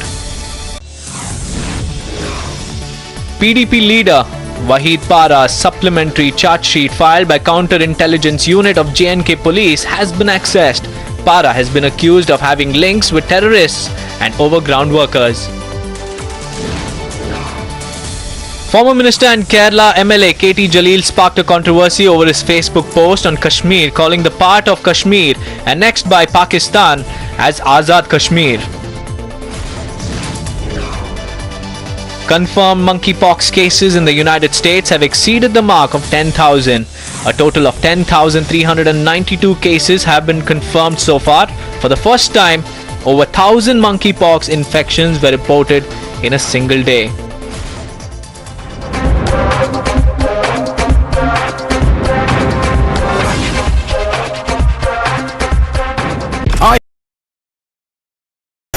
For decision makers, for the opinionated, for the unsure, for dinner time debaters, from metro stations to living rooms. We present the facts and help India make a judgment. From stories that shake the nation to opinions that shape them. I delve deep into the biggest news of the day and uncover every fact, every source, and every statement through debate and discussion. Get a 360-degree perspective on every story and get a conclusive closure. Join me, Navika Kumar, on the Newshour at 9, only on Times Now. To commemorate 75 years of Indian independence, PM Modi launched Har Ghar Tiranga campaign. And yes, the campaign is exactly what it sounds like. Under this, the centre aims to see the tricolour hoisted atop more than 20 crore houses across the country. The aim of the campaign is to motivate each and every citizen of the country to bring the Tiranga home and to hoist it to mark Azadi Ka Amrit Mahotsav. Now, in order to make sure that Tiranga is within the reach of each and every citizen of this country, the centre had to make some amendments in the Flag Code 2002. Questioning the amendments, the Congress slammed the BJP and said that the amendments in the Flag Code were specially made to favour China. Later, Congress further alleged that centre is now trying to sell the national flag. But before we delve deeper into this, let's first have a look at the original Flag Code and the amendments made to it.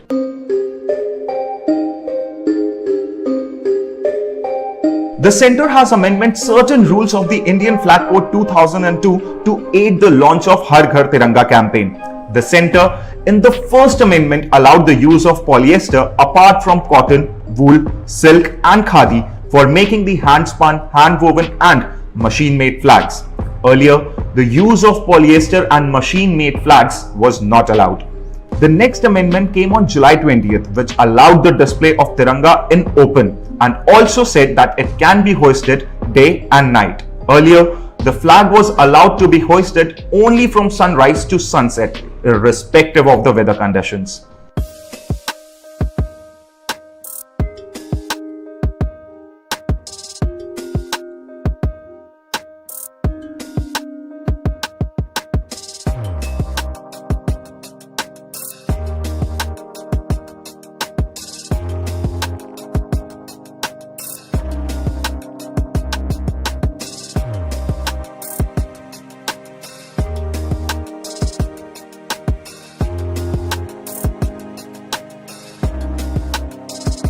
The amendment made by the centre in December 2021, which allowed the use of machine-made and polyester flags, is being widely criticised by the Congress. The Congress accuses BJP of favouring China by allowing the imports of polyester. Besides the opposition, some khadi weavers and some activists have also protested against the amendment brought by the centre in the Flag Code 2002. The Karnataka Khadi Udyog, for instance, has halted its operations and have also demanded a nationwide protest.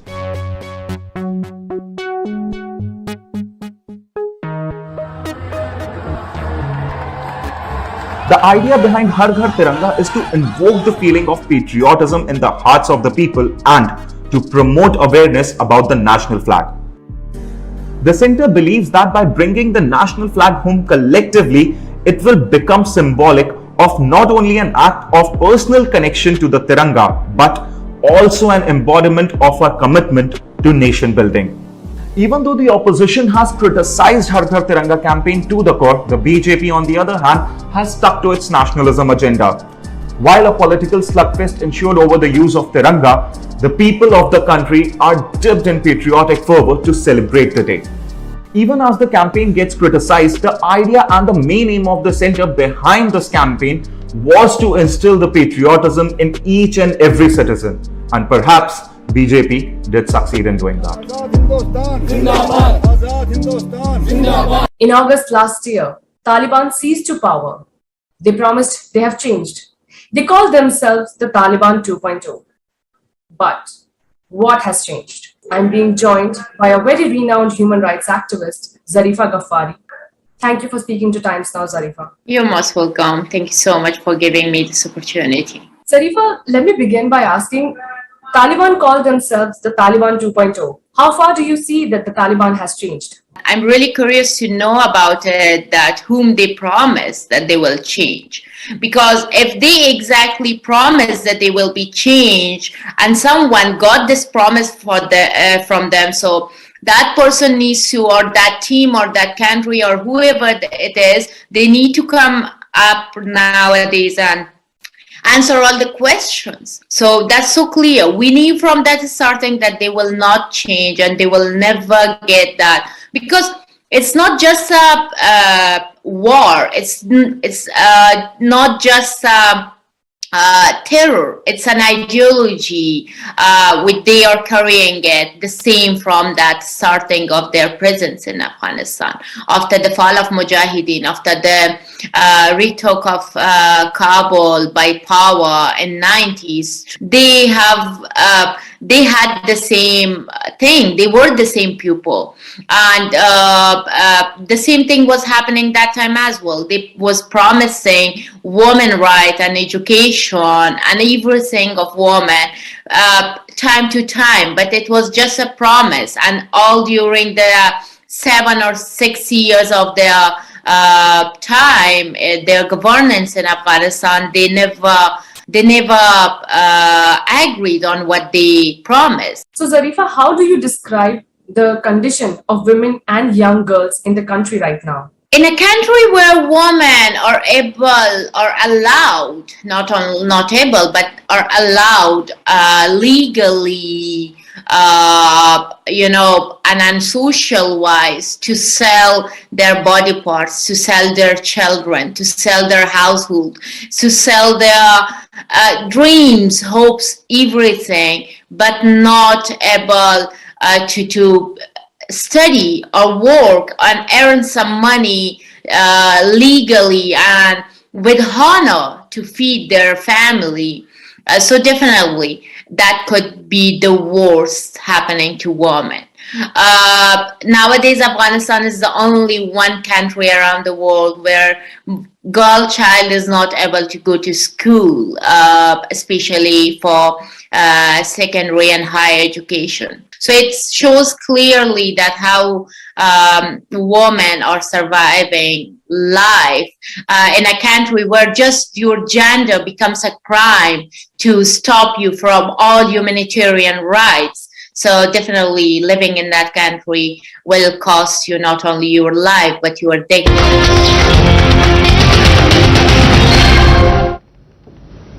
Good evening, hello and welcome. You're tuned into Times Now. This is News Now Overnight and I am Poonam Burde. Let's get you started on this edition with the headlines.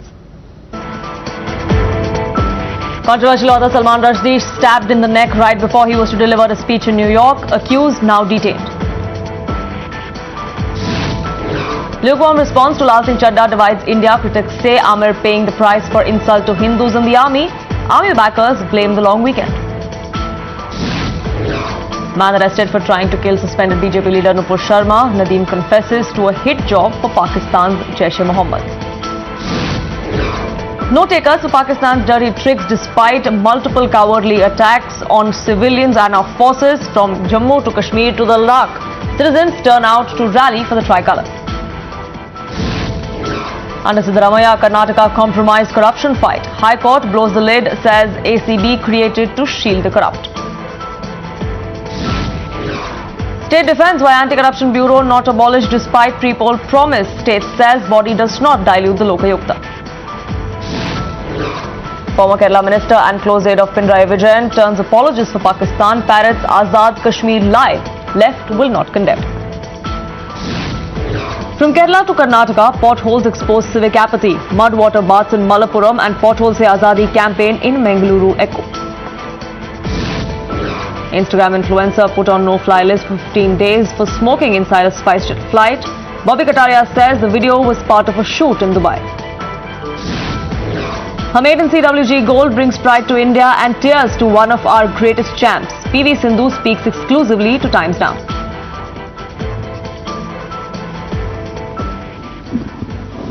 In a shocking incident, author Salman Rushdie was attacked moments before his lecture on stage in southwestern New York. The attacker targeted Rushdie and an interviewer. Now, while Rushdie was immediately escorted to an area hospital by helicopter, a state trooper was assigned to the event immediately and he took the suspect into custody. Now, the sheriff has also come out and assisted in the scene and confirmed that even though the injury to Salman Rushdie was in his neck, a knife attack, he is now stable, he is very much alive. New York State Police has said that it was an apparent stab wound, but he is now stable. It is heartbreaking to learn that within the last hour, a prominent individual, Salman Rushdie, was attacked on a stage in Western New York. Just before he was about to give a speech. He is alive. He has been transported, airlifted to safety. But here's an individual who has spent decades speaking truth to power. Someone who's been out there. He's getting the care he needs at a local hospital. We'll be giving more information on the identity of the perpetrator and the case that will be brought in that part of the state. So I just wanted to share that with you because it hits right here. It hits all of us. But we are undeterred then. We are undeterred in our commitment to make sure that we call it out, we condemn what happened, we condemn all violence, and we want people to feel that freedom to speak and to write truth. And I'll continue to protect that every single day as my governor, as I'm your governor. My colleague Shinjar Chaudhary and Siddharth Talia now join me for more on this. Siddharth, we did see Salman Rushdie there fallen on the stage when people come out to storm to see what actually happened. Eyewitnesses are recalling that a man lunged out of the crowd and attacked Salman Rushdie and another person who was on stage. Absolutely, Poonam. In fact, what you see on your screen right now here on the plasma is the immediate aftermath of the attack on Salman Rushdie. And this happened at approximately 11 o'clock in the morning, New York time, when he was about to address the auditorium that he was in. And immediately following the attack on him, where he apparently suffered a stab wound on his neck, that's what the New York police is reporting. The attacker was subdued by a security personnel who was present on the stage, and Rushdie was immediately flanked by a lot of his colleagues as well as the others who were present at the concerned event. He was immediately taken after that through helicopter to the nearest hospital, where he is now known to be responding to treatment. The identity of the attacker is yet to be ascertained. However, the New York governor just reported a short while back that the injury is a stab to his wound, but most importantly, Salman Rushdie is still alive. Absolutely. His being tended to is also what the governor came out and confirmed. And Srinjoy, the accused has been detained. He was